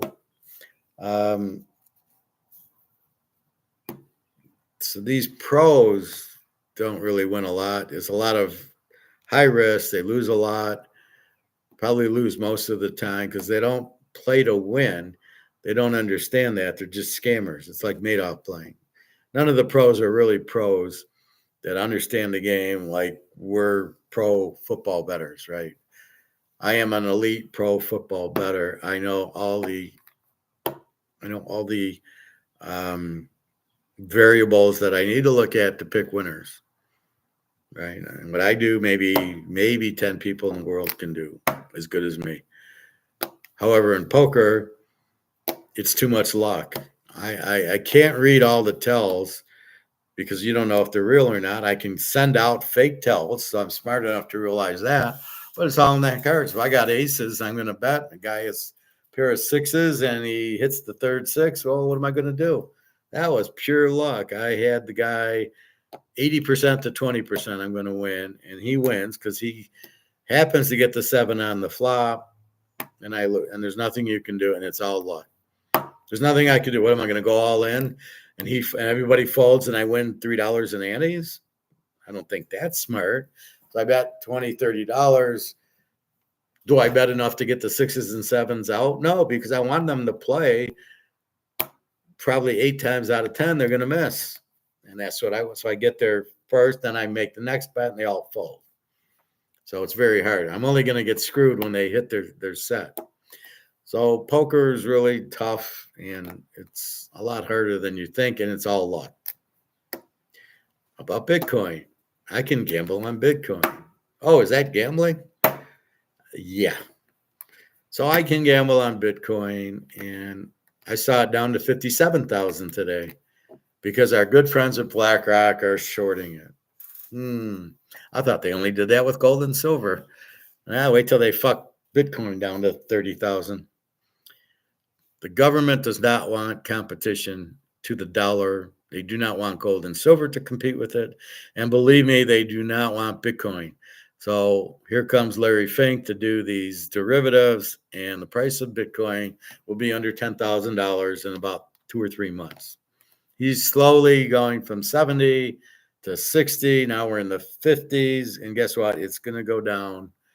I thought I saw it at 56 today. By the end of the week, it'll be 50. And these poor suckers are too stupid to get out because they don't know what their variables are. Why are you in Bitcoin? I don't know, because Michael Saylor says I'm going to make money. Well, what does he know? Why? Well, it's limited to 21 million. That's not limited. Well, compared to the dollar, well, yeah, but it's for the whole world. So really, 130 trillion is probably not limited, but 21 million is not limited either. And you don't know that it could be printed. You don't know what it is. You can't hold it. And what if the internet goes down or you lose your password? You lose all of it. So probably a big gamble, since you don't know why it goes up and down, except for some idiot telling you it does. Probably don't want to play Bitcoin to gamble. And I know the coin's not money. The Bitcoin's not money. It's not gold. I can't use it at the grocery store. So any of the purpose I'd want to use it for, and I love when they say it's a store of wealth. How is it a store of wealth? You don't even know what the value is. Gold's going up because it's limited, and you can't print it. Bitcoin has got a lot of Bitcoin out there, so it's not limited, but you don't even know why it goes up and down. It's not supply and demand. Why does it go up and down? Well, it's a digital gold. How is it gold? Gold is money. It's not money. Well, Bitcoin's money. How is it money? Well, can you use it at Kroger's? No. Can you use it at Costco's? No. Can you use it at the hotel or the airport? No. How is it money? Because money is what's used at anywhere. The medium of exchange, you get paid in it and you buy things with it. If I'm at the airport, I pull out money and I can get a candy bar or a hot dog. Then I fly. When I'm flying, I can buy a water with it. Then I get there and then I go to get a cab. I use money and I go to the hotel and I use money. How is Bitcoin? A cab driver is not going to take it. How are you going to get from the airport to the hotel with Bitcoin? I thought it was money. Well, it isn't, because if it was money, the cab driver would take it and he would know what to charge because he would know what the value is, which you don't know. Well, it was 70,000 2 weeks ago. Now it's 56,000. So let's say you were buying a car, $70,000 for the car. I'll give you a Bitcoin for it. We're at a Mercedes. I'll give you a Bitcoin for the car. Okay, it's worth 70,000. Okay. Now it's worth 56. Oops, Mercedes just got fucked on the deal. Because what they sold it for and now what the value of it is, are two different things. They're doing it in the dollar. They don't realize they're getting screwed because there's nobody keeping track of the value of the dollar. We only call it inflation, which is the inflated supply of the dollars, but we're not looking at the value dropping. We see $100, we still think it's $100, even though the $100 is worth $1. Well, but if I take gold, you know what? Gold can't go down once we get rid of JP Morgan and their little fantasy price fixing. Once we get to a physical price, gold can never go down because you can't print it. And so therefore there can't be more. The reason things go down is because you have more of them. Bitcoin, dollars, whatever you want. So when these idiots say Bitcoin's digital gold or digital money, they're lying to you. They don't really know the answer. I do. I tell you the answer. It has to be wanted. It has to be limited.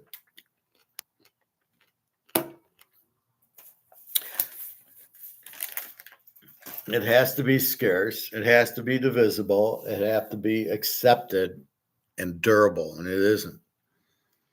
How is Bitcoin durable? It's not. It's not even physical. It's certainly not accepted everywhere. If it was accepted, you could go to the airport and get a cab to your hotel with Bitcoin because it's acceptable. But since the governments don't accept it because they don't want competition for their dollar, how the fuck is Bitcoin? It's not a dollar. It has no value because nobody's valuing it. Yeah, you can sit there like a penny stock's worth $2.50. But really, it's, okay, that's what it's worth. So it's really not worth anything, or it's worth very small. Yeah, if you're in the game, but you can't use it's basically, as I said, it's the same thing as this. This is Bitcoin. I can use it at Caesar's Palace and get $5. That's it. I can only use Bitcoin in the Bitcoin casino. Remember that. So outside of the casino, at the airport, going to the hotel, I can't use it. I can't use this with the cab at the hotel. Even if I'm at Caesar's and I'm going to the Venetian, I can't use this. Maybe if I'm there, he might take it, but generally, if I'm in Pittsburgh, the driver is not going to take this unless he's going to Vegas and he's really hard up for money. He's not there. Sorry, it's not money. But the funny part is, this is always worth $5. So if I went to Vegas tomorrow and took this, and I'd go to the cashier, I would get $5 for it. So this is always worth $5. This has a better store of value than Bitcoin.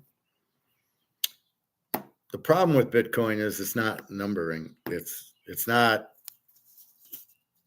what it should be doing. It's not. It should be a $5 Bitcoin, a $10 Bitcoin, a $100 Bitcoin. Then it has a better chance to be money because, it's worth 100 Bitcoin, whatever that's, but you're still losing the flavor of the Bitcoin. So one Bitcoin's worth 56,000. Well, how am I going to go to the Kroger's with that and buy eggs? Everybody gives me a hard time about how do I take gold to go to Kroger's and get change for my eggs and milk. How are you going to do it with a Bitcoin? And there's no silver, there's no quarter ounces and tenth of an ounces like I have in gold. Tenth of an ounce right now is $270 in gold. Do you have a tenth of an ounce Bitcoin? No, you just have a Bitcoin. Which, how do I get? Well, yeah, you got to have an account. I got to open up an account, and then I got to take it to my bank, and then it go, that's too much. Gold, just give me the gold. That's it. Fine, thank you. So Bitcoin's out. And don't let anybody tell you it's money or digital. It's not money because you can't go to the grocery store and to the bank and to the airport and to the hotels and use it.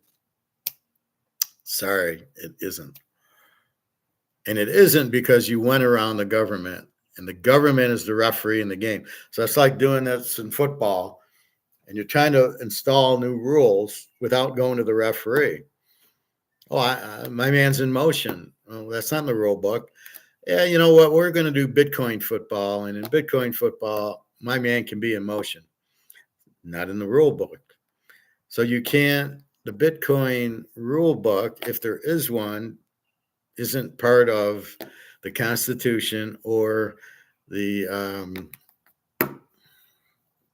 what the fuck? No, it's not in the Constitution, and therefore it's not part of the game. Gold and silver are in the Constitution and are part of the game. They are real money. Bitcoin's not. So you're trying to play a game without putting it in the playbook, in the rule book, or you're trying to play your own game. So what it sounds like is you're playing your own game with Bitcoin rules. But there is no game that uses Bitcoin rules. There's games that use gold and silver called the Constitution, and the dollar and the economy is used with gold and silver, but there is no Bitcoin game. So you're creating your own game. Well, good luck with that. How is that going to work? So this is the problem. This is the other problem with Bitcoin. God, I keep coming up with these analyses. Oh, I'm so excited. So Bitcoin is not following the Constitution, or if it was an NFL game, it'd be a totally different league. We have the NFL, we have the Bitcoin League. What are your rules? Well, our rules are a little different than your rules. Huh? So this is the problem with Bitcoin. Nobody has authorized it. The government needs to run it like they run the Constitution, and or like the NFL has their rule book. You're trying to come in with a whole different game using your whole different rule book. And nobody's there to say these are the rules. So Bitcoin, the price goes up and down. Nobody knows why. You can't buy or sell it unless you have an account, and you can't use it and spend it anywhere unless they take it. And I'm not supposed to sell it because it's supposed to go up to 1 million. And if it goes to 0, I can't complain to anybody because it's not even a real game. And if I lose my code, I'm screwed. But if I lose my bank account, I can go to the bank and say, yeah, what's my bank account number? Oh, okay, fine. You write it down because the bank has it. Here, nobody has your account number. So if you lose your key, you got $1 million in Bitcoin, you got 0 and you can't get it. There's nobody with it. Now, you'd think they'd have this wonderful blockchain, which is a general ledger. So they make it sound like it's the greatest invention since sliced tea. No, this is general ledger. Okay, Professor, you sold 5 Bitcoins to Greg John, and Greg John, you sold 3 Bitcoins to Bobby. And Bobby got 3 Bitcoins in from Luke, and Luke sold 3 Bitcoins to Professor. This is your big blockchain, and it isn't available now. Are you out of your mind? Of course it's available now. Look at my credit card statement, my debit card statement. Of course, it shows I went to the gas station and filled up. Yeah, it's right there. And so the acceptance of Bitcoin is the problem, and it's not money. It's just a Ponzi scheme among people in the game, in their own created Bitcoin game that has not got anything to do with reality. It is not a rule book that we use or recognize. This is not the NFL rule book. It's not the Constitution. What the fuck are you, Bitcoin? You're not real. Well, I'm going to make $1 million on it. Oh, okay. And what happens when the dollar goes to 0, which it's approaching fast? Not only that, but the dollar is losing money. So what is the real value of your Bitcoin? Well, I got $25,000. Well, yeah, but in inflated money, it's maybe worth 5. No, it's worth 20. My Bitcoin's worth $25,000. Yeah, but the dollar isn't worth anything. Hello, McFly, anybody home? The dollar's worthless, so your Bitcoin's worthless. No, it's worth 25,000. It'll go up to 1 million because Michael Saylor says so. And if he says so, even though he can't give a reason, then it will. Well, but it's not real. There is no rules for it that apply. Well, but he seems to know what he's talking about. He's got this company that's invested in it that he makes all this money off of, not off of Bitcoin. So he wants it to go up. And all these other guys say stay in it because if I sell, then the value will go down. So they want to con me into staying in it because if I stay in it, they make money and I don't. And the money I make is going to be in money because it's in US dollars, which has no value. So my Bitcoin at $1 million is the same as the same as Warren Buffett's $2 billion in monopoly money. Mine will be $1 million Bitcoin in monopoly money, which hence would be worth zero. So when the dollar goes out, all you wonderful people in Bitcoin, you got fucked. You got made off. But they don't know it. They don't understand it. That was what I sold to the guy at Toyota. I kept saying get out of it, and he wouldn't believe it until I gave that argument. Well, it's priced in dollars. The dollar's going to zero. Your Bitcoin's going to be zero. But if you get it into gold, gold's not going to zero. Gold's going to the moon. And he said, yeah, that's the argument. That's when I figured it out.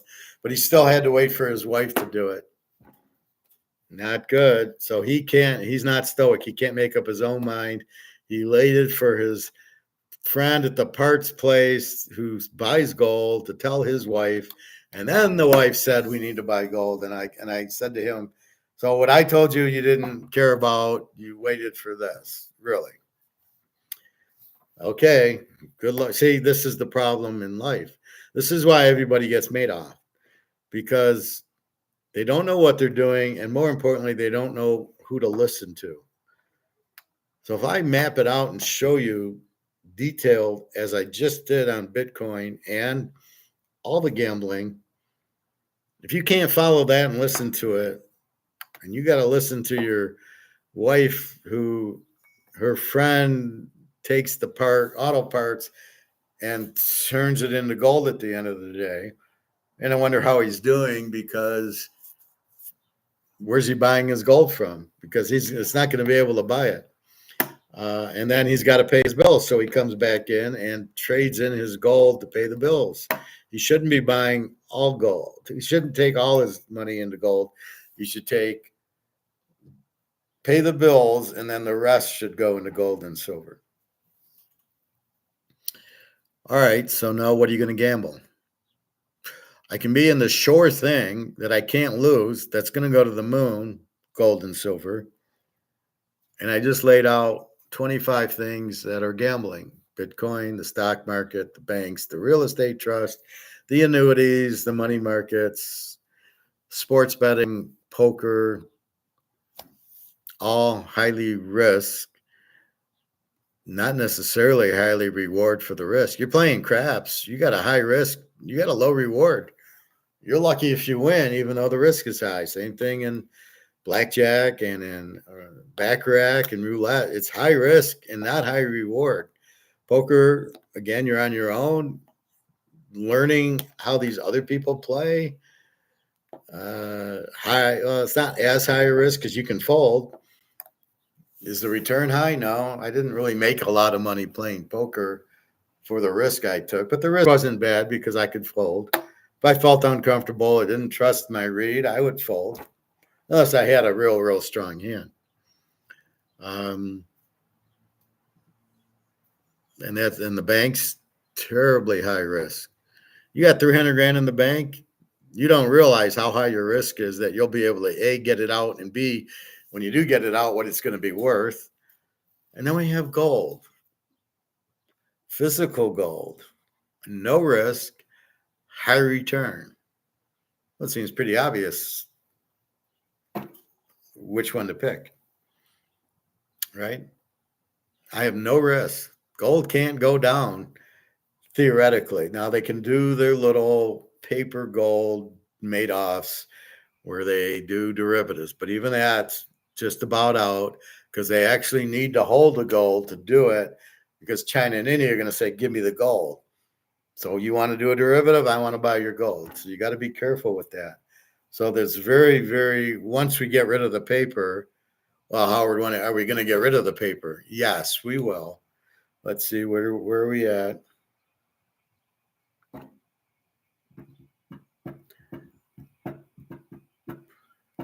$23.18, silver $26.72. The highest it's been today is $23.27. So it's really kind of going up a little, but not too much. Yes, it was 2,400. Then it's been 23, 50, 60, 70. We thought we had it, but we're not going to see it drop from there. No risk, huge return, because as the dollar goes out, the demand for gold's through the roof now will quadruple, because you got 8 billion people who are going to need gold.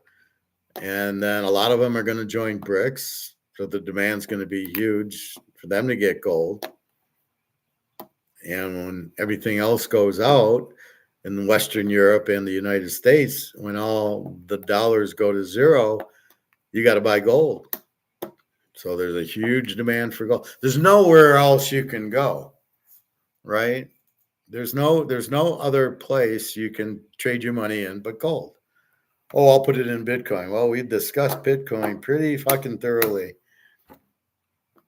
And it ain't money. It's just it's a Ponzi scheme. It's a penny stock. You have no value, and the fact it's going to be valued in dollars.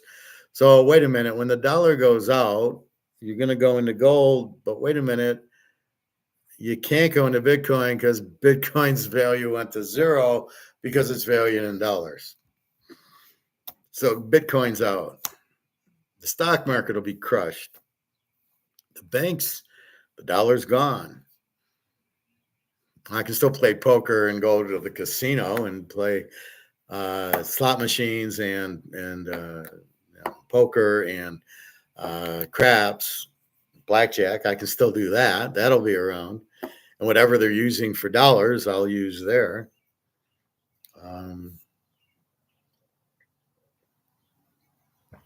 So that's what you have. You basically, you have one sure thing and about 10 highly risky things that you're probably going to lose at all of them if you play long enough. Maybe you can win at poker. You can read the other people and you get really hot card. You keep flopping a set of sixes.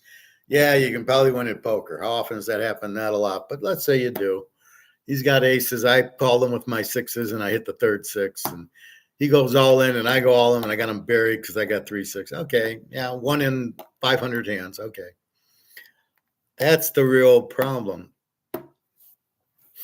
What are you going to do? Play blackjack and craps? You can't go to the bank. You can't go to Wall Street. Wall Street's just a Ponzi scheme. I'll do real estate trust and watch my 60,000 go to zero. And then call the guy from Attack on Wall Street to shoot all the investment bankers. So be very careful. You don't want to be in paper gold. You don't want to be in ETFs or stocks. You want to be in physical gold. You're not looking for an out. You're just looking to hold it. You're putting all your money into that. You can't lose. It's going to go through the roof. And, COMEX can try its little game of shorting derivatives.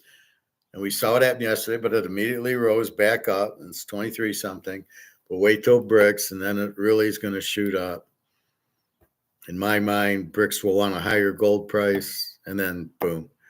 So if you have gold, you're going to go along for the ride. But if you don't have gold and you think, well, I'll sell my Bitcoin in a year and I'll buy gold when it's worthless, gold's going to be so expensive, you won't be able to buy it.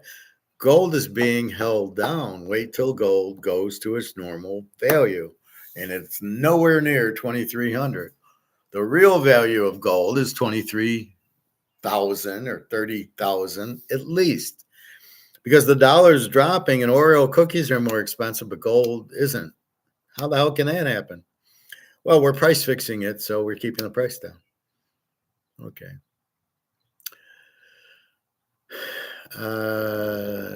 San Diego's going to win. Yeah, we took San Diego.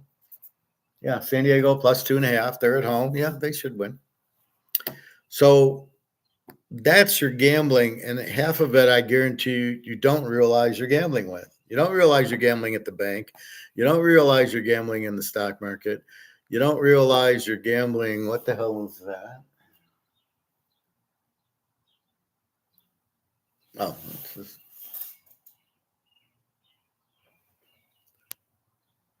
huh. I see a dot on here over my picture. Maybe it's the computer, but I don't see it over there. Okay. Anyway, so this is all your extra money that you're gambling with because you're able to make more money than your bills are. So that's your whole point.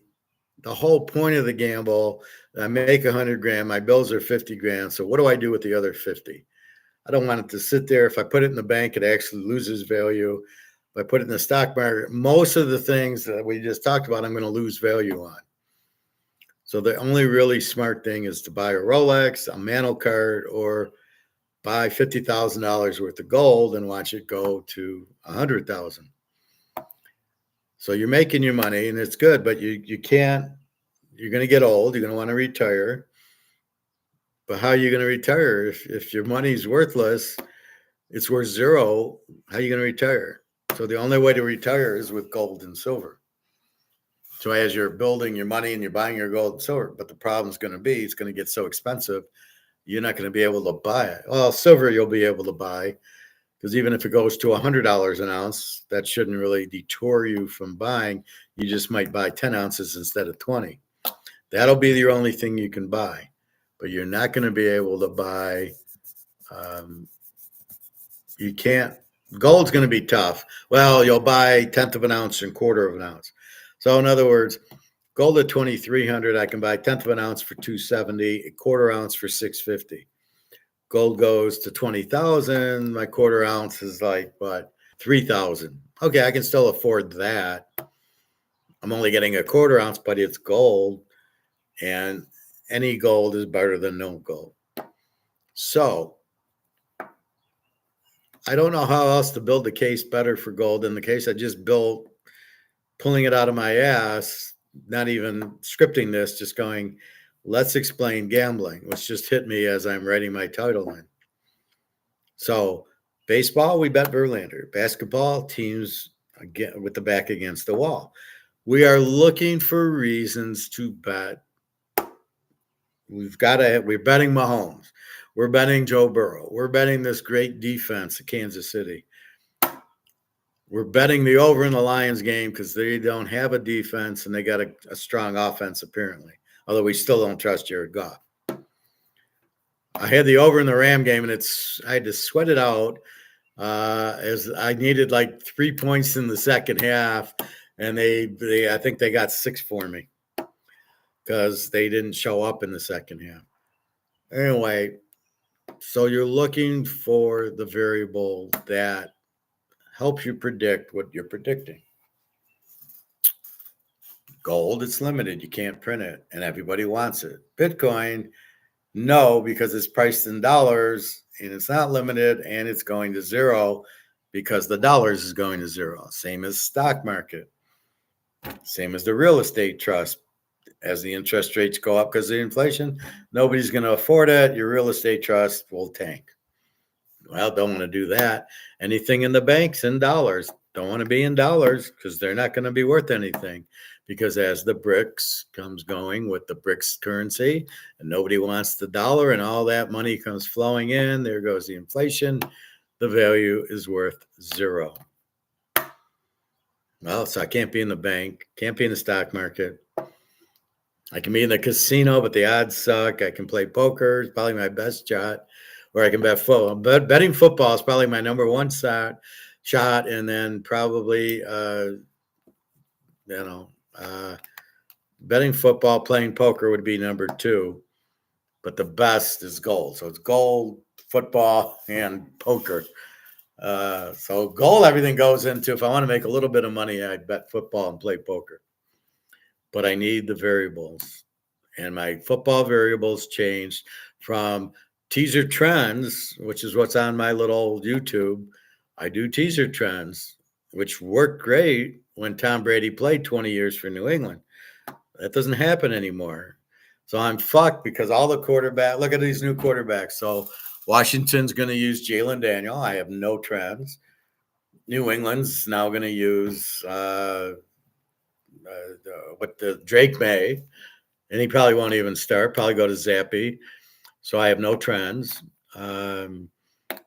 Seattle, either Cousins or Penix, I have no trends on. Denver with Bo Nix, I have no trends on. Minnesota has got who? Nick Mullins, I got a little bit of trends on.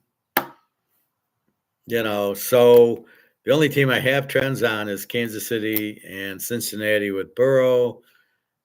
San Diego, I got a new coach. Oakland, I got a new coach. San Francisco, I can probably use. So very few teams of the Rams where everything's pretty much stayed the coach and the quarterback. Aaron Donald Lee's going to hurt, but they drafted 2 defensive tackles. So, okay, the Rams, Pukanuka and Stafford and McVay, okay, I can probably use their trends, but I kind of figured out a new system in midstream. That's why I'm the professor. So I can see it's not working. Too many players are transferring. Fields, not on Chicago anymore. Russell Wilson's on Pitt. So there's like 3 teams I can use trends on. So knowing that, I come up with a different solution. How good's your defense and how good's your quarterback? Steelers, great defense. If Russell Wilson doesn't light it up, they're a great under team. And the same thing, Frisco was an A team, Kansas City with a great defense. And then you start seeing this great defense. I'm going to bet under because they have a great defense and no offense.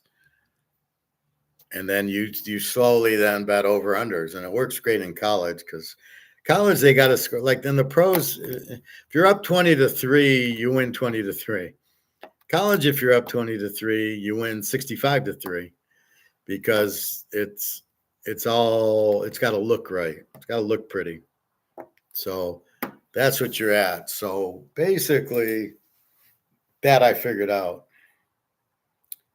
So the moral of the story is understand that you're gambling. Understand what your variables are and how you're going to win. Understand when you get up and get down. At what point are you going to quit a winner? Is that even your point? Are you playing for the fun or are you playing to quit a winner? If you're playing for the fun, then just pick games and just watch them. If you're playing to win, then I would suggest you have some sort of strategy.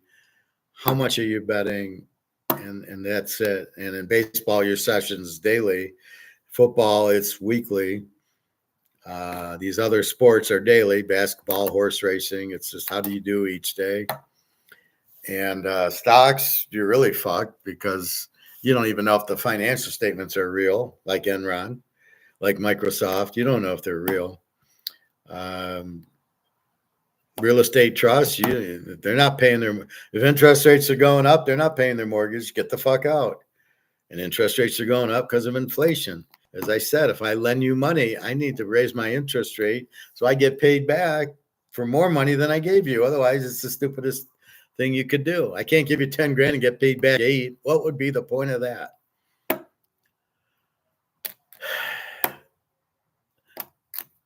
Well, thank you, Greg and John. I'm the master. I'm the professor.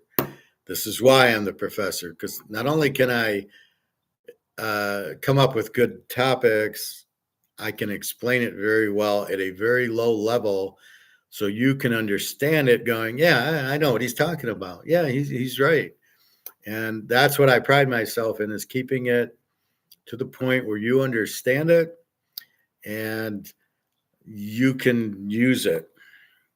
And so when the girls ask you about gold, I expect you can answer that now. Let me know next time you try to tell your girlfriend or whoever, or Bobby, when you're telling your daughter about gold. Now you should be able to explain what the fuck, and she should be buying gold, because if she's still in the dollar, she's fucked.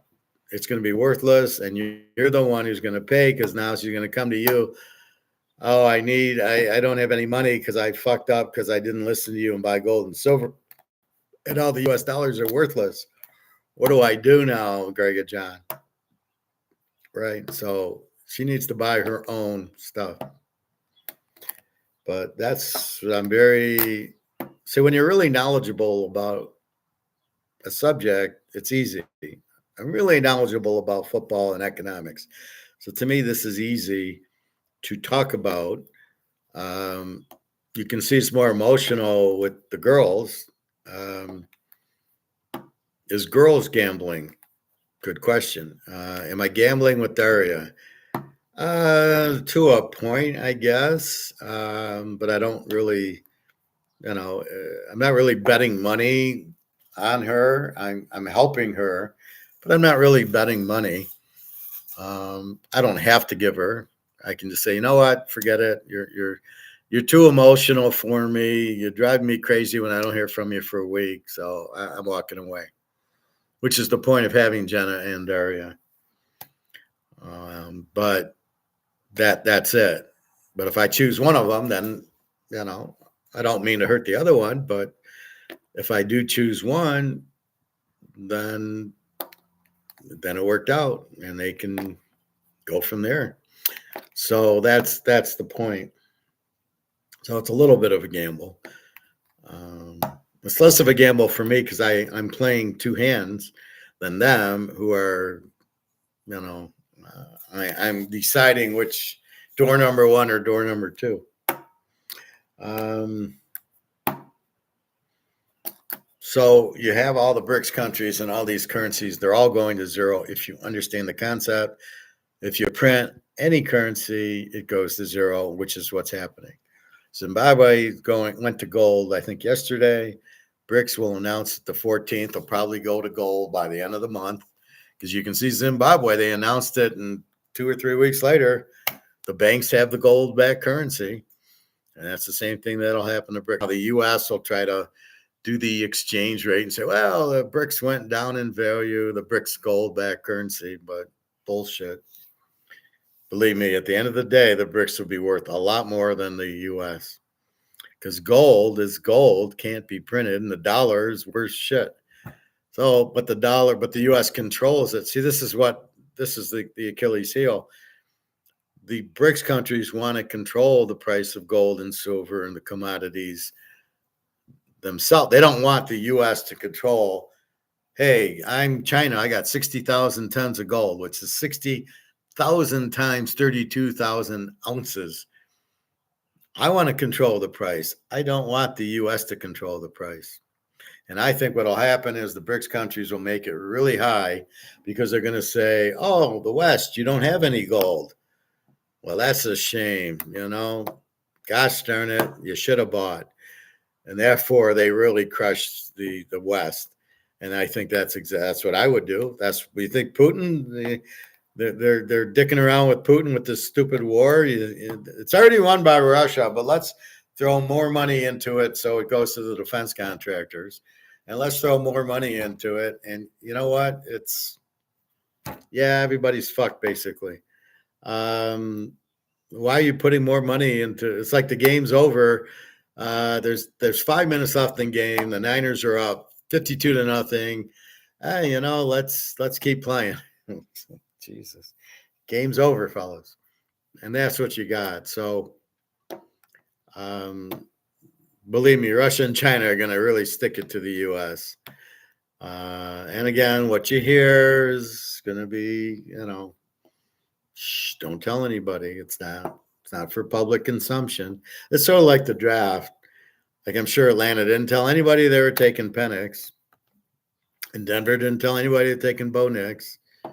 Oh, he's supposed to go in the second round. Why? Because nobody said they were taking him. Well, of course, Denver wouldn't say that because then he wouldn't be there. If Denver said, we want Bo Nix, we'll trade up to number one to get him, everybody else would want Bo Nix because they're all a bunch of idiots. But because they didn't say a word, and then he's available with the 10th pick to Denver, Denver's like doing a dance like I do when I leave the gold store buying gold at these paper gold prices. because I know it's going up because they can't print it. So if you understand the rules of the game, you make a lot of money at it. And that's what we're doing with gold. We understand the rules of the game, that they can't print it, yet everything else is being printed. And everything else, including your Bitcoin, is priced in dollars. Gold doesn't need to be. Gold is priced in gold. So when an ounce of gold buys a nice house, you don't need gold in dollars. You just need gold in gold. Everything turns. Look at the Romans. What did the Romans do? I don't think anything was in dollars. I don't think they had dollars. So it was either silver coins or gold coins. Welcome to Rome. We're in the Appian Way. Yes, it's in Vegas also. And you want a tomato. Well, it's one silver coin for the tomato or the orange or whatever. And that's it. That's the way it worked. It wasn't, they didn't need money. That was the money. It was the gold and silver, and it came in different denominations. So if I was Bitcoin, I would get my ass into making $1 Bitcoins, $5 Bitcoins, $20 Bitcoins. Now I want to see if anybody's listening, right? And I would do that first, and then, you got to link it to something. If you just keep linking it to the dollar, forget about it. And then people need to buy it. So when I'm selling it for pizza, nobody's going to buy it. When I sell it for a car, I can't sell it. So I'm in a thing I can't sell, and I'm trying to call it money. And the whole point of money is I can buy and sell with it. So how the hell is it money when the two normal things that I want, I can't do with it? And I got to be in the club, in the casino. And by the way, we don't know how the price is not stable. Okay, good luck with that. And by the way, we're not playing with the government who controls all the prices, so we're in big trouble. Anyway, it's just a mind fuck if you really understand Bitcoin, to hear these idiots try to make it money. We're trying to make it money. No, it's not, because nobody takes it. So you don't understand what money is. Money is what's used to buy and sell things. But nobody will, you can't buy anything with Bitcoin because nobody will sell it in Bitcoin. So that's your first task. And then you need denominations other than just one Bitcoin equals 57,000 phony dollars. And when the dollar goes out, one Bitcoin equals zero. Now what are you going to do? So, Mr. Stone Cold, you got a long way to go. Smell what the rock's cooking, because you ain't smelling anything. And that's about it. So it's 7:00. I think I'll have an omelet. I got chicken out, but it's still kind of frozen. I'll cook it tomorrow. And otherwise, that's it. I had enough pita bread. I'll probably make an omelet. I can put the veggies in. Yeah, I haven't had veggies today. I should have a salad, but same thing. If I have an omelet, I'm getting the peppers and the mushrooms and the other stuff in it. So I think I can do that. Anyway, questions or comments, www.teaserking.com, and please feel free to email. That's it. So that's gambling from a professional gambler who understands all this shit. The best bet you can make is gold, without question.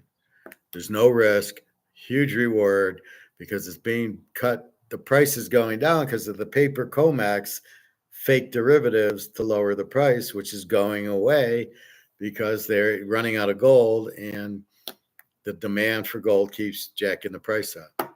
So let's give the last second price at 7 p.m. The price is 23.22. So it went up a little bit from its little afternoon. It's not up as much as I thought in the afternoon. I was hoping we'd get a 23.50.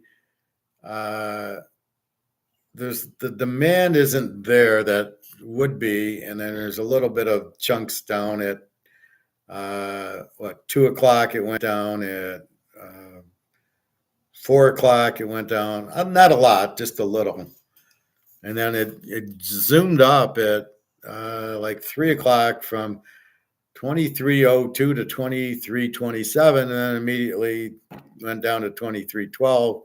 And now it's sitting nicely at 2322. Silver 2672 was at 2975 before JP Morgan and the boys just papered it. So if you understand that game, that they're doing derivatives to lower the price, that nobody is selling. See, you got to understand when a stock goes down, it might sell because they missed earnings. You want to get out of it. But gold and silver is not being sold because nobody wants it. It's not being sold for demand. It's being sold by the paper boys doing derivatives to keep the price down, to keep you in the dollar. So it's a totally fucked up game that the Madoff boys are doing.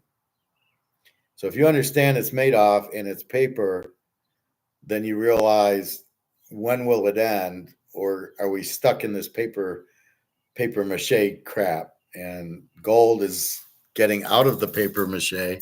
The ETFs are now in Bitcoin. I don't know why. And so they're going to go down. And then silver, the demand is huge for silver, but they're keeping the price down because of the tomahawks needing 500 ounces of silver. Can't support a price if it goes to 100 an ounce. At 5,000 ounces, it's going to cost them $5 million. So they can't, they can't buy silver for that price. However, if there's demand's there and there's no more supply, the price has to go up, because if you can't give me any, I got to go, where's the supply? And they're going to want to charge me more because of what's going on. Unless the government is illegally giving them we'll give you $1 million to keep the price at 28. So the owner of the mine goes, I'll take $1 million and I'll sell it at 28.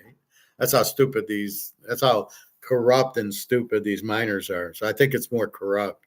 I think they get $1 million here, $5 million there to keep the price down. Otherwise, they're out of their fucking minds selling silver at $28 when they could be selling it at $200. What are you doing? Yeah, we're getting paid off, though. We're as illegal as all the other shit going on in Wall Street and the banks. We're no different. And I think that's exactly, if you think about it, what's happening. So the miners are getting paid off by the government to keep the price down, and that's what they're doing. Otherwise, why would they not be charging $250, $500 an ounce to Tesla and to the Tomahawk boys? So it's a pathetic world we live in that isn't free market and isn't laissez-faire. That works perfectly because then you get the prices and then there's no discrimination, there's no inflation. It's gold, everything moves based on supply and demand, which means you can get a read on it.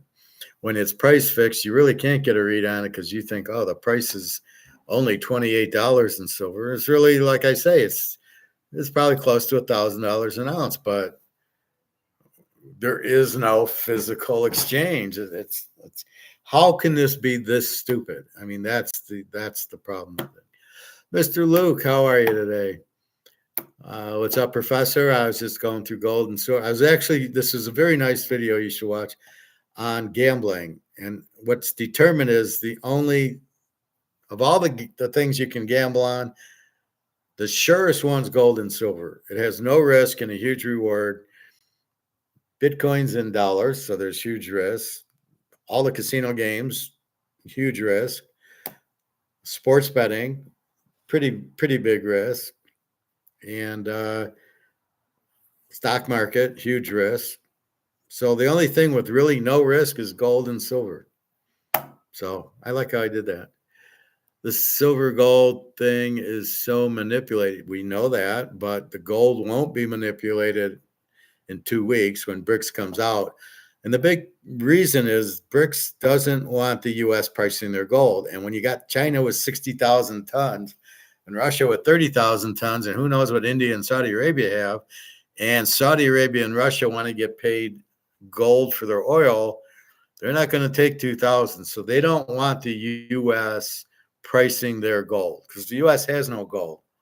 So that's going to be the trigger. So it's coming soon. Waiting for the whole damn system to break. Yep. And baseball cards. There you go. Yeah, baseball cards. Well, there's a little bit of risk because they are priced in dollars, but they will go to gold also. Yeah, if you have a Mantle card, you have no risk. You have no risk, huge reward. Bobby Orr, those guys, Mahomes, Joe Burrow now, and Tom Brady, Michael Jordan. Probably not a risk. Mantle Mays. But that's because they're assets and can't be printed. So my analysis of Bitcoin was so on, it scared me. I said, the only way Bitcoin can really work, it's got to be like $1 Bitcoin, $5 Bitcoin, $10 Bitcoin, $20 Bitcoin. However, it can't be priced in dollars. It has to be gold backed dollars for it to work. But you've got too much printed out there anyway, and it just can't work. The one Bitcoin's worth 57,000. Where does that get you?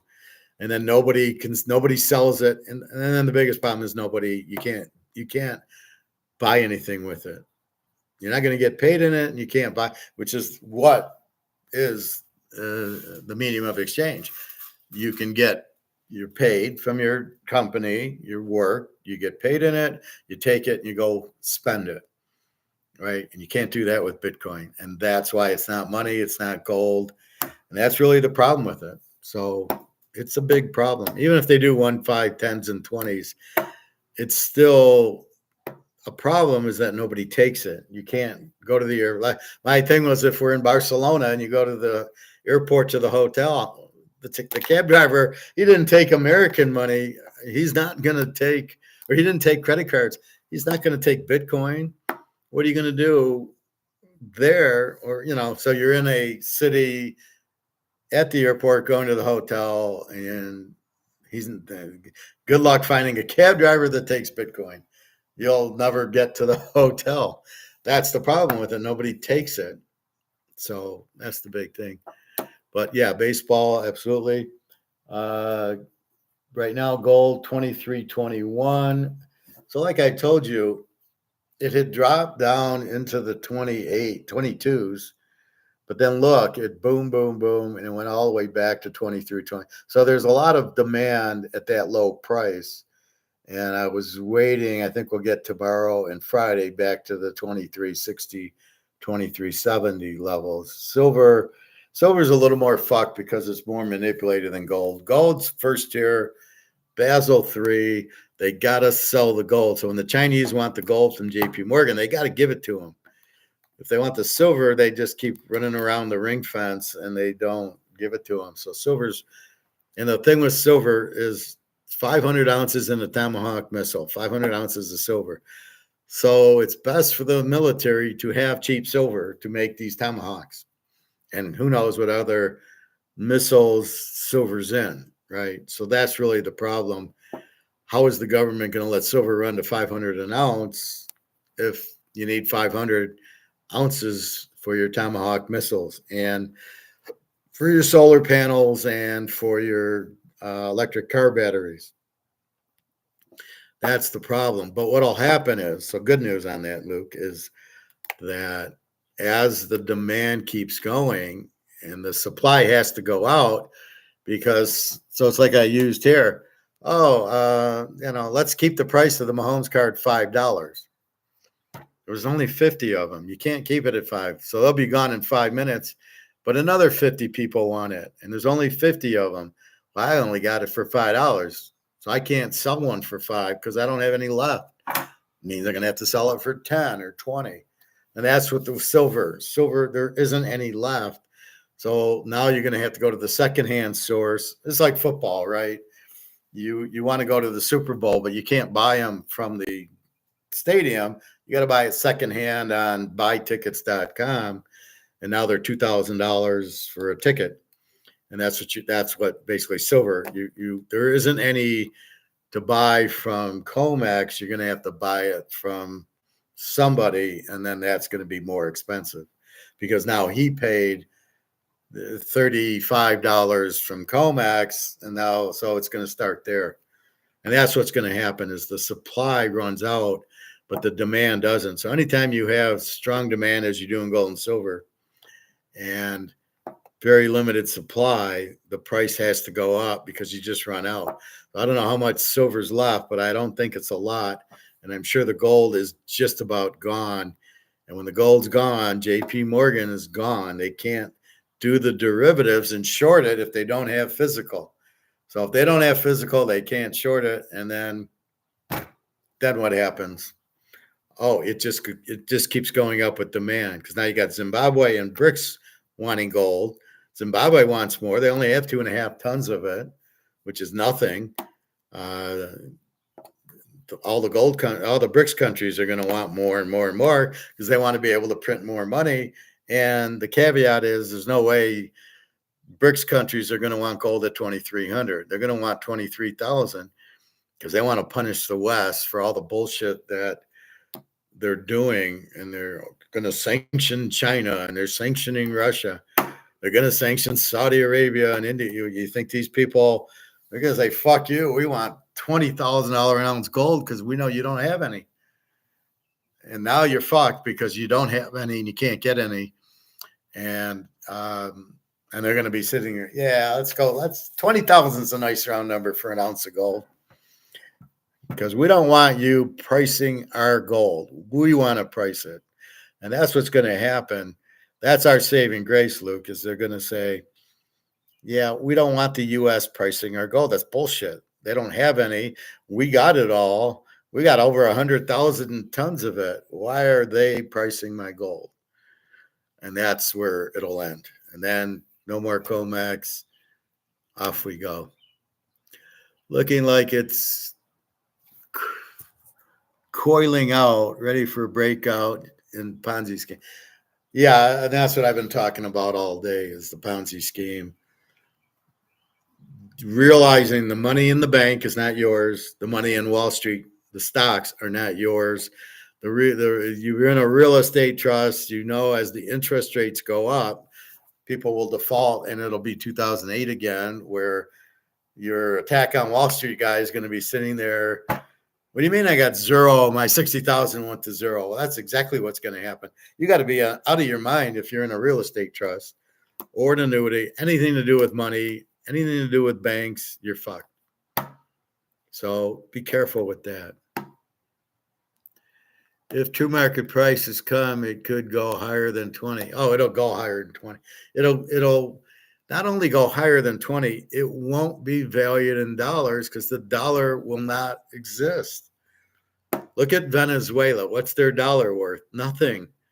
Zimbabwe before the gold, the kid had $40 million stacked and was worth $1. Look at Argentina. Look at Brazil. All these countries need wheelbarrows full of money. That's what's coming because it's worthless. And guess what's going to be worth something? I'm serious, Luke. We should be flying to Zimbabwe tomorrow, taking 10 grand US dollars and buying Zimbabwe gold-backed currencies at 13, 15 to 1. And we walk out of there with 150,000 of Zimbabwe gold-backed currency. And we'll never work another day in our life because there's nothing that can happen to the gold-backed currency unless Zimbabwe prints 1 billion of it, but then they can't. I mean, you can only have as much money as you've got gold. So if you got $1 million in gold, you can only print $1 million worth of Zimbabwe. And the way it's been going, I believe if they're going to go on the gold standard because of the change and the economic guy and the president, I'm pretty sure they want this to work. And then we know the BRICS countries. So maybe we go to BRICS and buy, BRICS dollars. I love listening to these idiots on YouTube trying to explain it. Well, it'll never work. Nobody's going to trust the Chinese.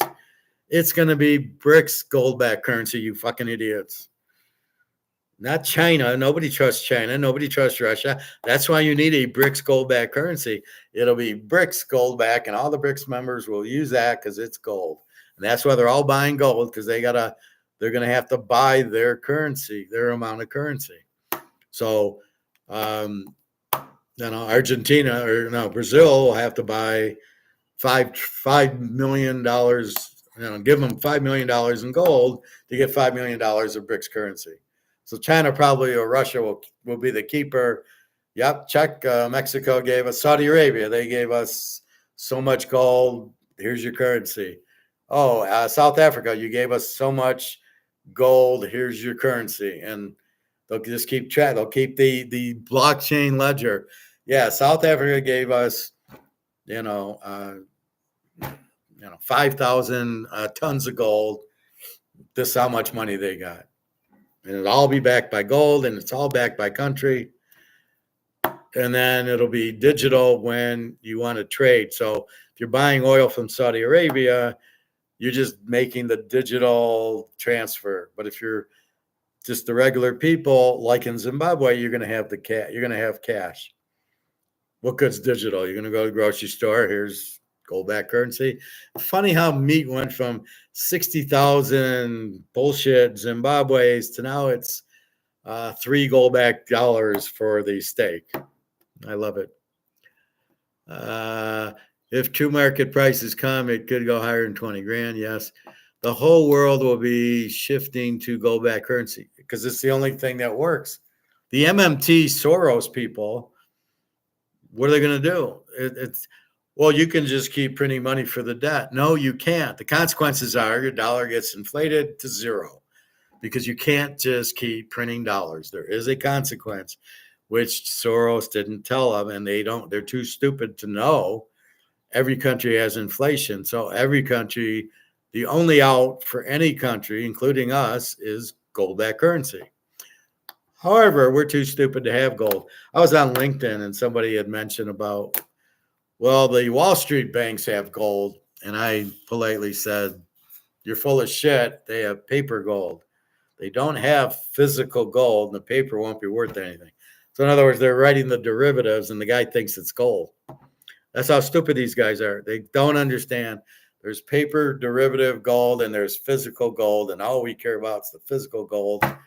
Fuck the paper gold. It's not worth it. It's all bullshit. It's Madoff at his finest. I'm surprised Madoff didn't do derivatives for his fund.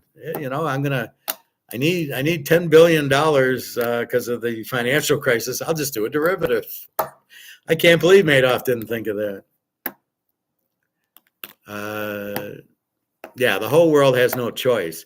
That's why I love gold the most, is because when the people in Barcelona and Portugal and Germany and Italy and all the African countries, they're all going to need gold, and the demand for gold is going to the moon, and that's will drive the price to the moon, and that'll drive us to owning an island. We won't earn 20%. We'll earn a lot more. Our gold will just go through the roof.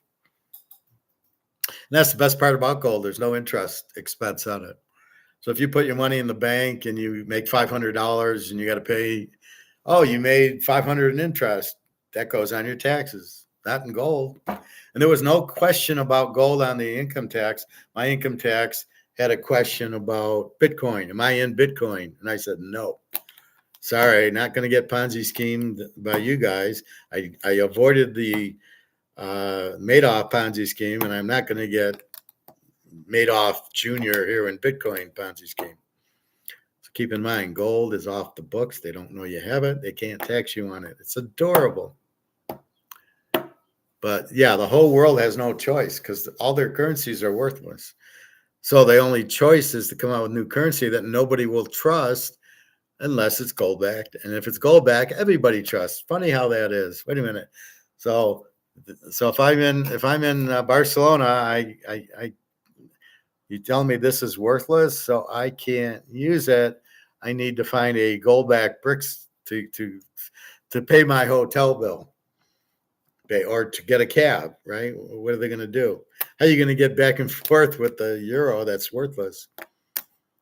So that's the beauty of it. It's all gambling, but gold. There's no gambling in gold or the Mantle cards.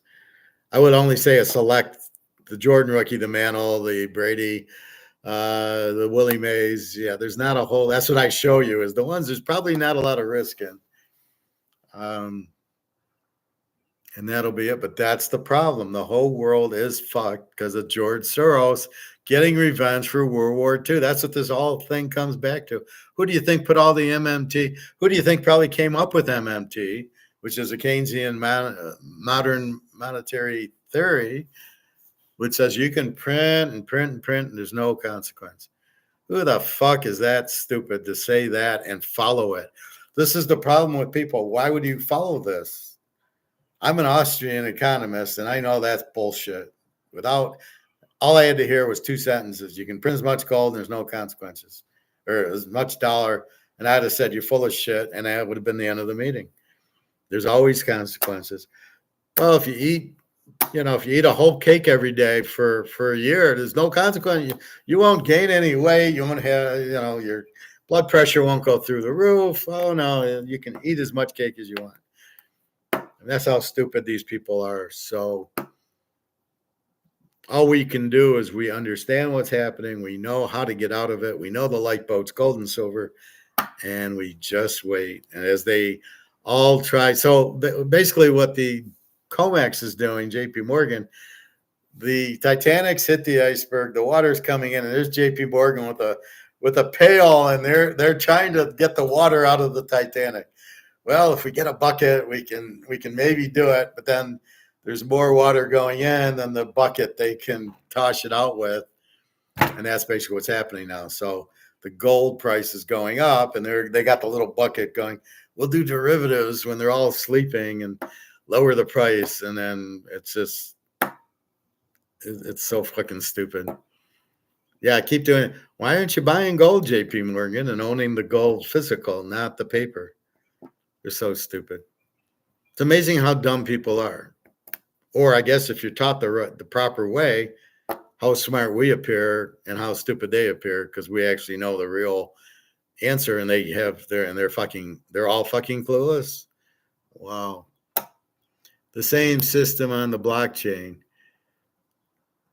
Yeah, I mean, you know what a blockchain is? It's a ledger. It says, Professor gave Luke $50. Luke gave Bobby $25. Bobby gave the professor $25. What the fuck's so big about that? I have that in my credit card and debit card, and I have that in my bank, and I have that if I'm doing a P&L, or if I'm tracking that an income statement. What's the big deal about that? What's your point on that? Blockchain's nothing but a ledger. I laughed. I said, so who gives a fuck? All it does is keep track of who does what. What's the big deal? It's being done now by your cards. Hey, Greg and John. But yeah, I mean, blockchain's nothing but ledgers, which basically shows me giving you money and you giving Bobby money and Bobby giving me money. That's all it is. It's not a big deal. But they make it sound like it is. Oh, they're using blockchain technology. Oh, a ledger? Oh, yeah, that's never been used anywhere. My credit card doesn't show me what I spent my money on, or my debit card. Yeah, it doesn't say that I paid the grocery store $25, does it? Are you fucking kidding me? You're calling that new technology? But it says blockchain. Like, oh my, what a great name, blockchain. I took your bet. What was my bet? The Knicks?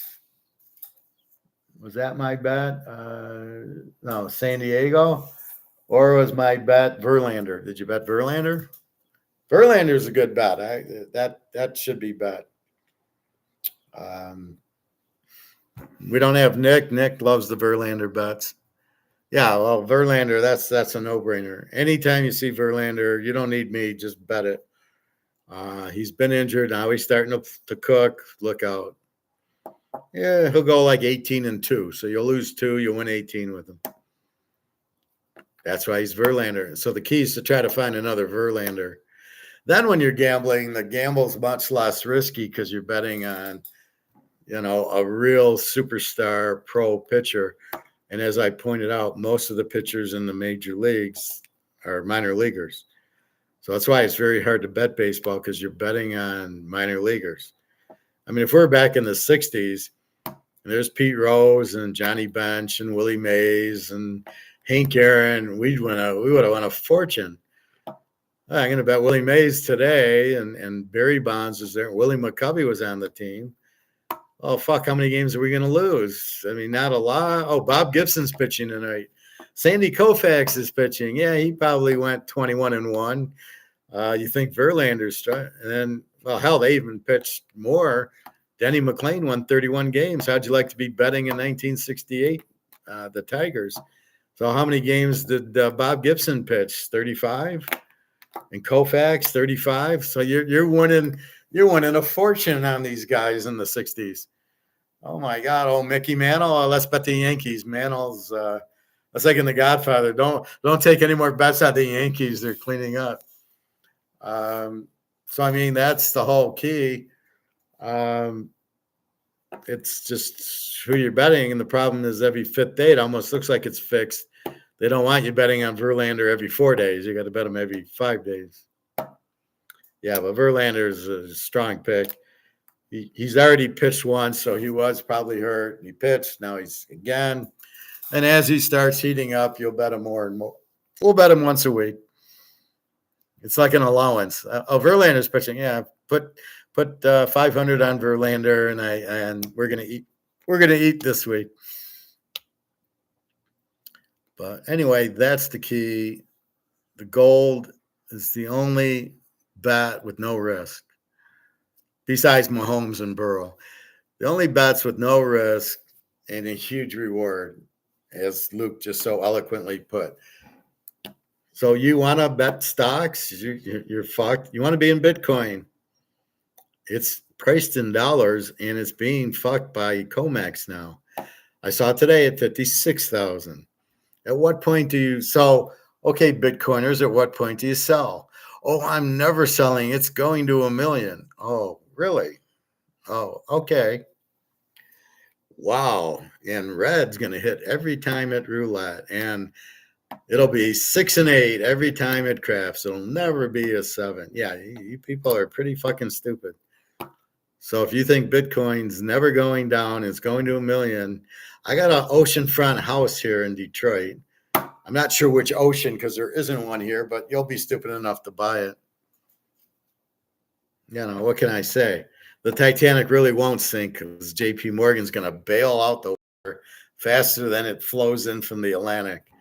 And JP Morgan will be there with a little bucket going, okay, let's get the water out, because the boat won't sink if we do this. God damn, it's so funny. But that's what you're dealing. You're dealing with idiots. You're dealing with a bunch of people like my friend Scott said today. One guy thought Bo Nix would go in the second or third round. And Denver's got him, and Denver's going to give Kansas City all they want. San Diego's got problems because Harbaugh's got his head up his ass. And Oakland, if they would have taken Hartman as a free agent, would have been in the playoffs. I can't believe Oakland didn't take Hartman. I don't know what people have against Hartman. What the fuck are you looking at? He lit up for Wake Forest. And if you can't see that Notre Dame ran the ball mostly and didn't use Hartman very much, you're out of your fucking mind too. He looked pretty good against USC.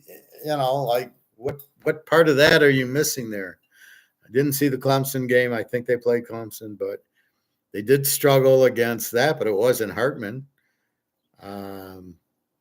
It was their offensive coordinator who didn't know how to call plays. Greg and John, TK, you should get memberships for your channel. Not sure how that works, but you need a certain number on subscriptions, and you can charge for your services. I can charge for my services anyway.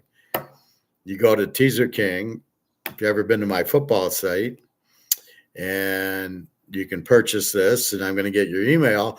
And then I can do a private, and I can say, this is not public, this is private to only people that have paid.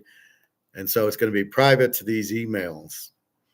And then you'll pay me $25, I get your email, and then you get the class and I get the $25. So I'm thinking about that. But I don't need to fuck around. I ain't going to do commercials. And I think if I do some of that stuff, I have to sign up for YouTube TV. Fuck them. I'm not going to do that. So I'll keep doing that. So I will do this type of class. But when we get to economics, and I just talked about gambling, that'll be in class. If I explain inflation, I got to delete the one I said this is inflation, right? So I had some economic videos, so I have to delete them.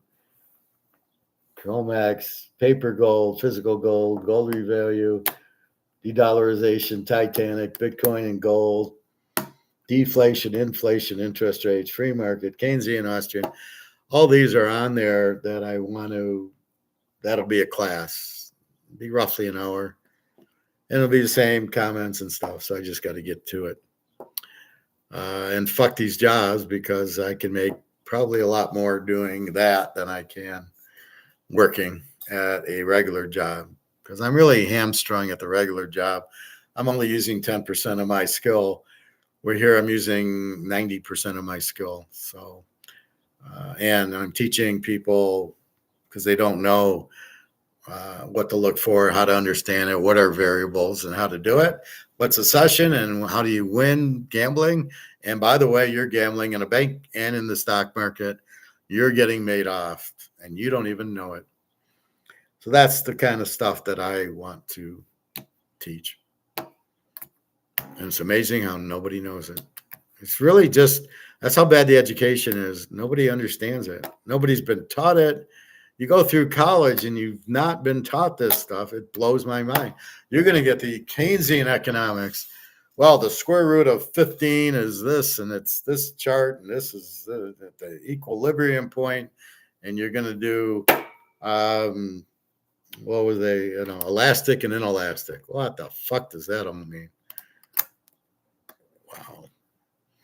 Basically, what you're saying is that here's a price, and if you need gas for your car, you're going to pay more for it, and there's a price that you won't pay more for it, or you'll buy less of it.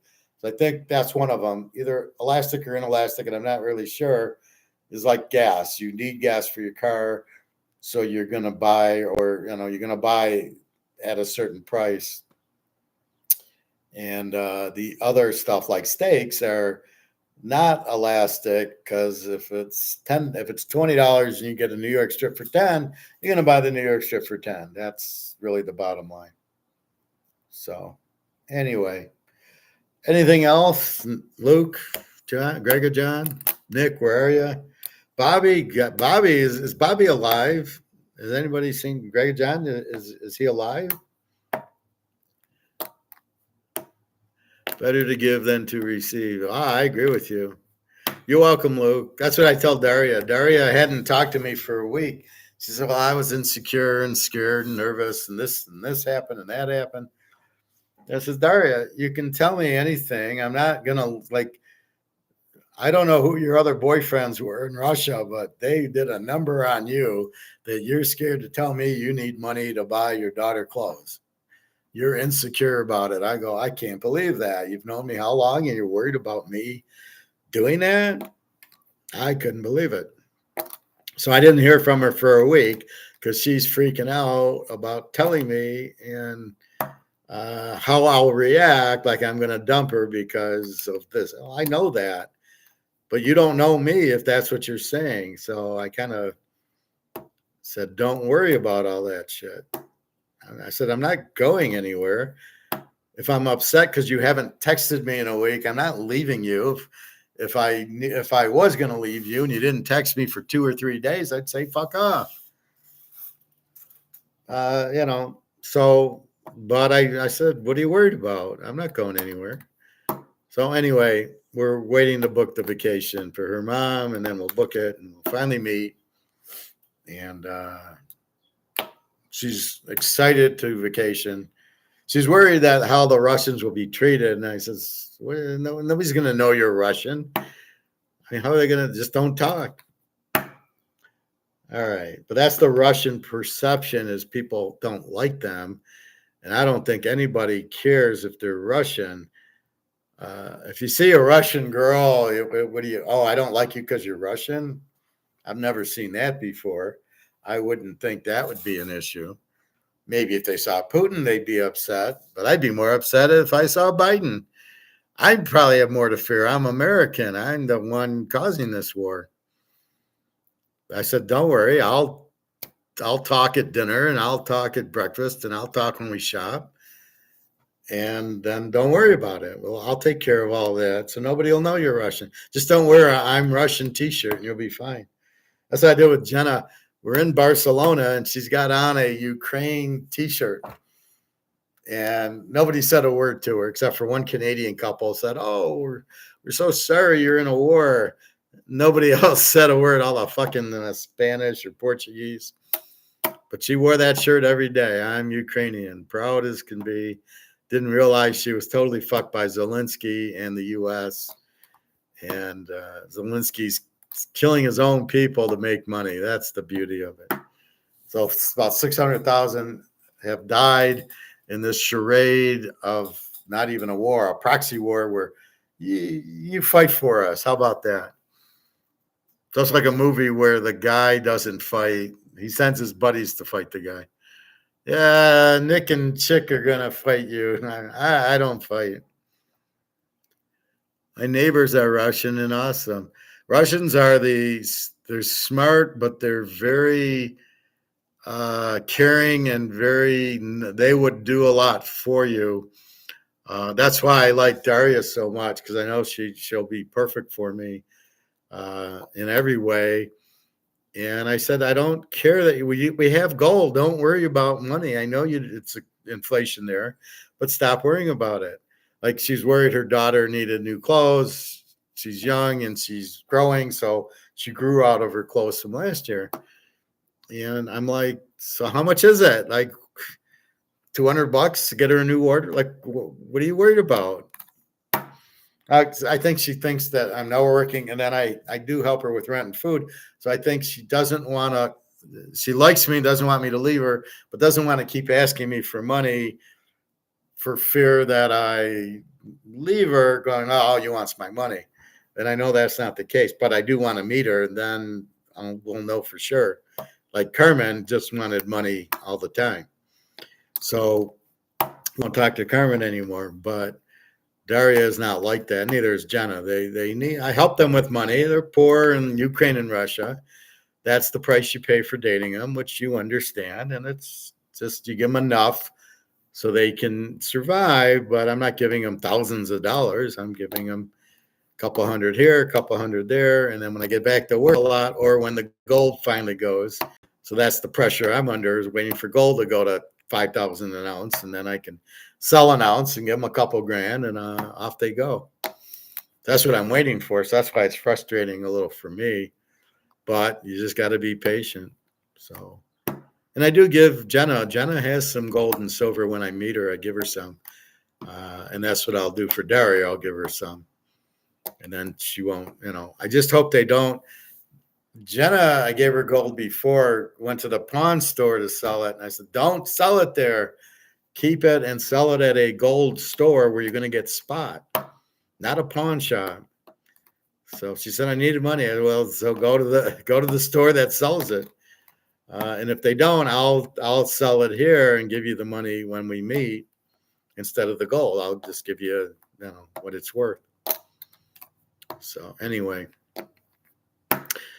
I think Russians are nice people. They have nothing to do with this. This is really NATO approaching them, and they're just defending.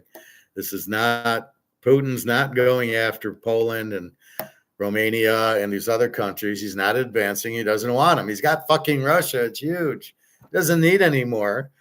He just is defending the Russian cities like Kharkov and Donetsk and Odessa in Ukraine. That's all he wants. And there's a great restaurant in Odessa if you're ever there God, I had the best fish. I showed it on video. I'll show it again tomorrow or whatever.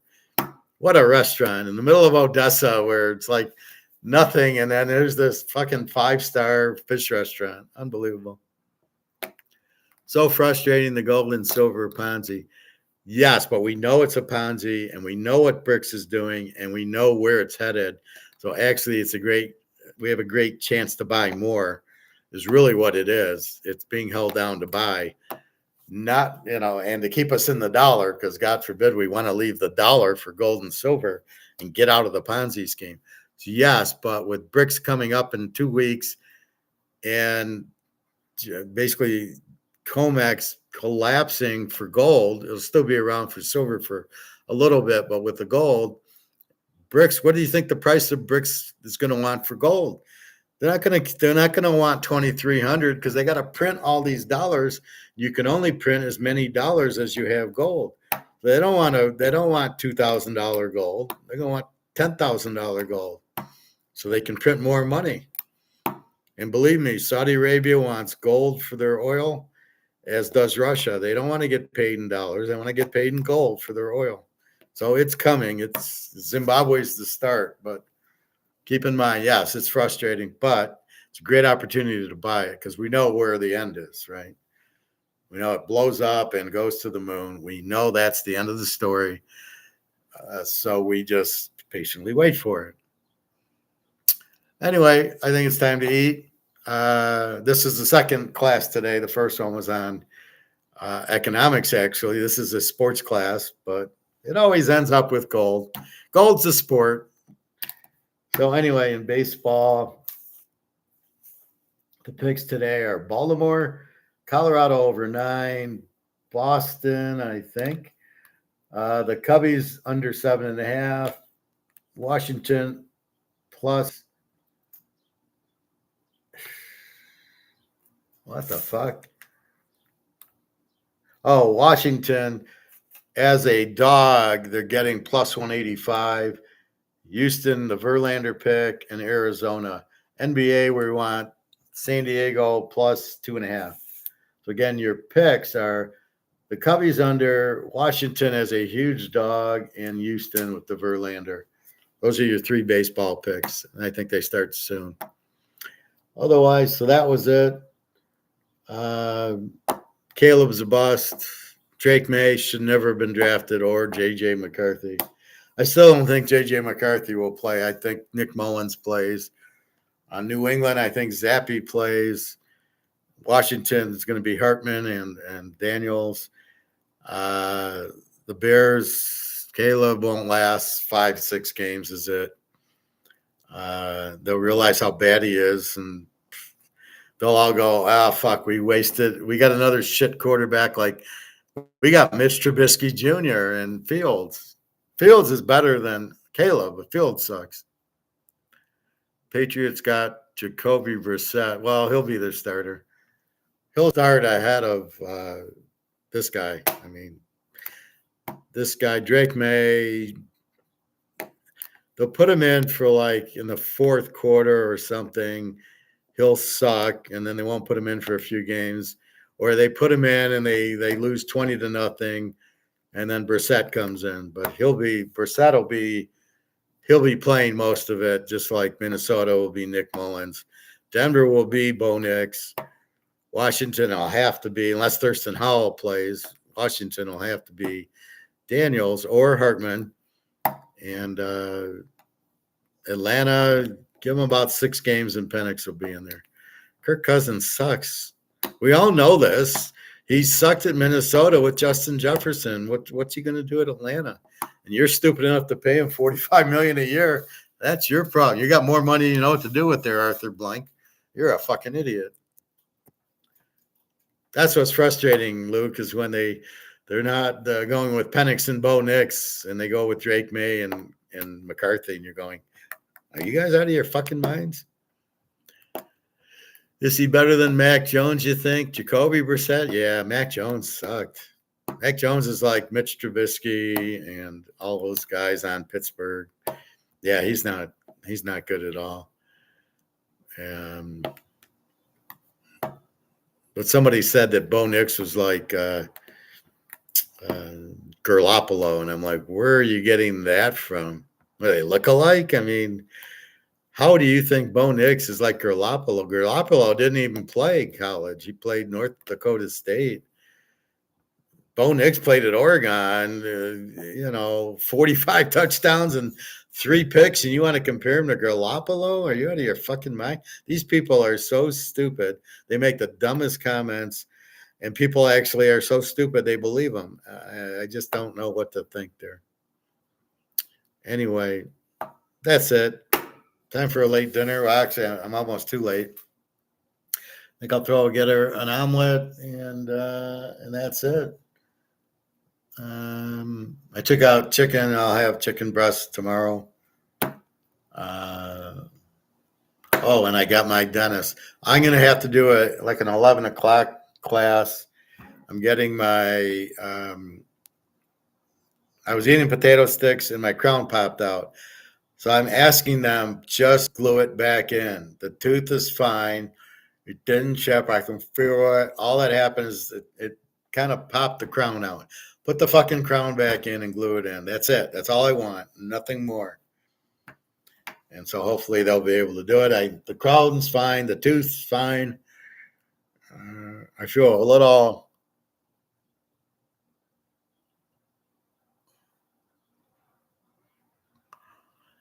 thing there, but just glue the crown back on. That's all I'm asking you to do. I don't want or need a new crown. It's gold. You can't fuck around with gold. And from what I can see, it didn't get dented. It just simply, part of it might have broke off in the back, but I don't care. Just glue it on.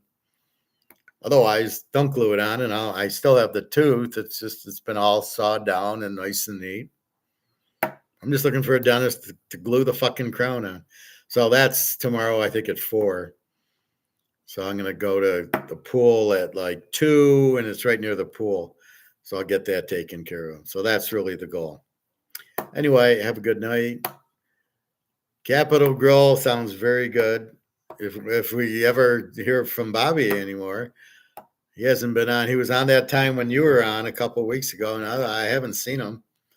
Maybe he was kidnapped by aliens, or the Russians maybe got him. I don't know. Maybe he's gotten made off by Putin. So we will see. But I haven't seen him in a while. It's very strange. But we'll see. Anyway, have a good night, everybody. Buy your gold and silver. It's a very good opportunity. Well, let's take our last look at gold for the night for Greg and John and for Luke. 23.22, 26.72 silver. So we're holding up nicely, 23.22. It dropped down to 23.17. Tomorrow I look for 23.50, and we'll go from there.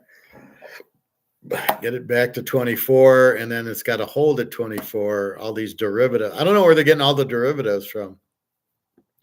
You need actual gold to do the derivative. So I don't know.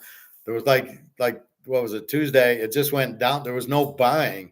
Like today, you see it go down and up and down and up. But on the other day, it just all went down. That's the U.S. pumping their fist going, no, we must keep the price of gold down because everybody's so fucking stupid. They won't want to get out of the dollar, and they'll stay in gold. They'll stay away from gold because they'll realize gold is no value. And only the dollar that's inflated to shit is worth anything. All right. Capital growth sounds good. All right. Have a good night, everybody. Good to see you, Luke, or John, whoever else. I will see you tomorrow about 11, and then off to get my tooth. And then tomorrow's Thursday. Okay. All right. Take care, everybody. www.teaserking.com. You want to email me.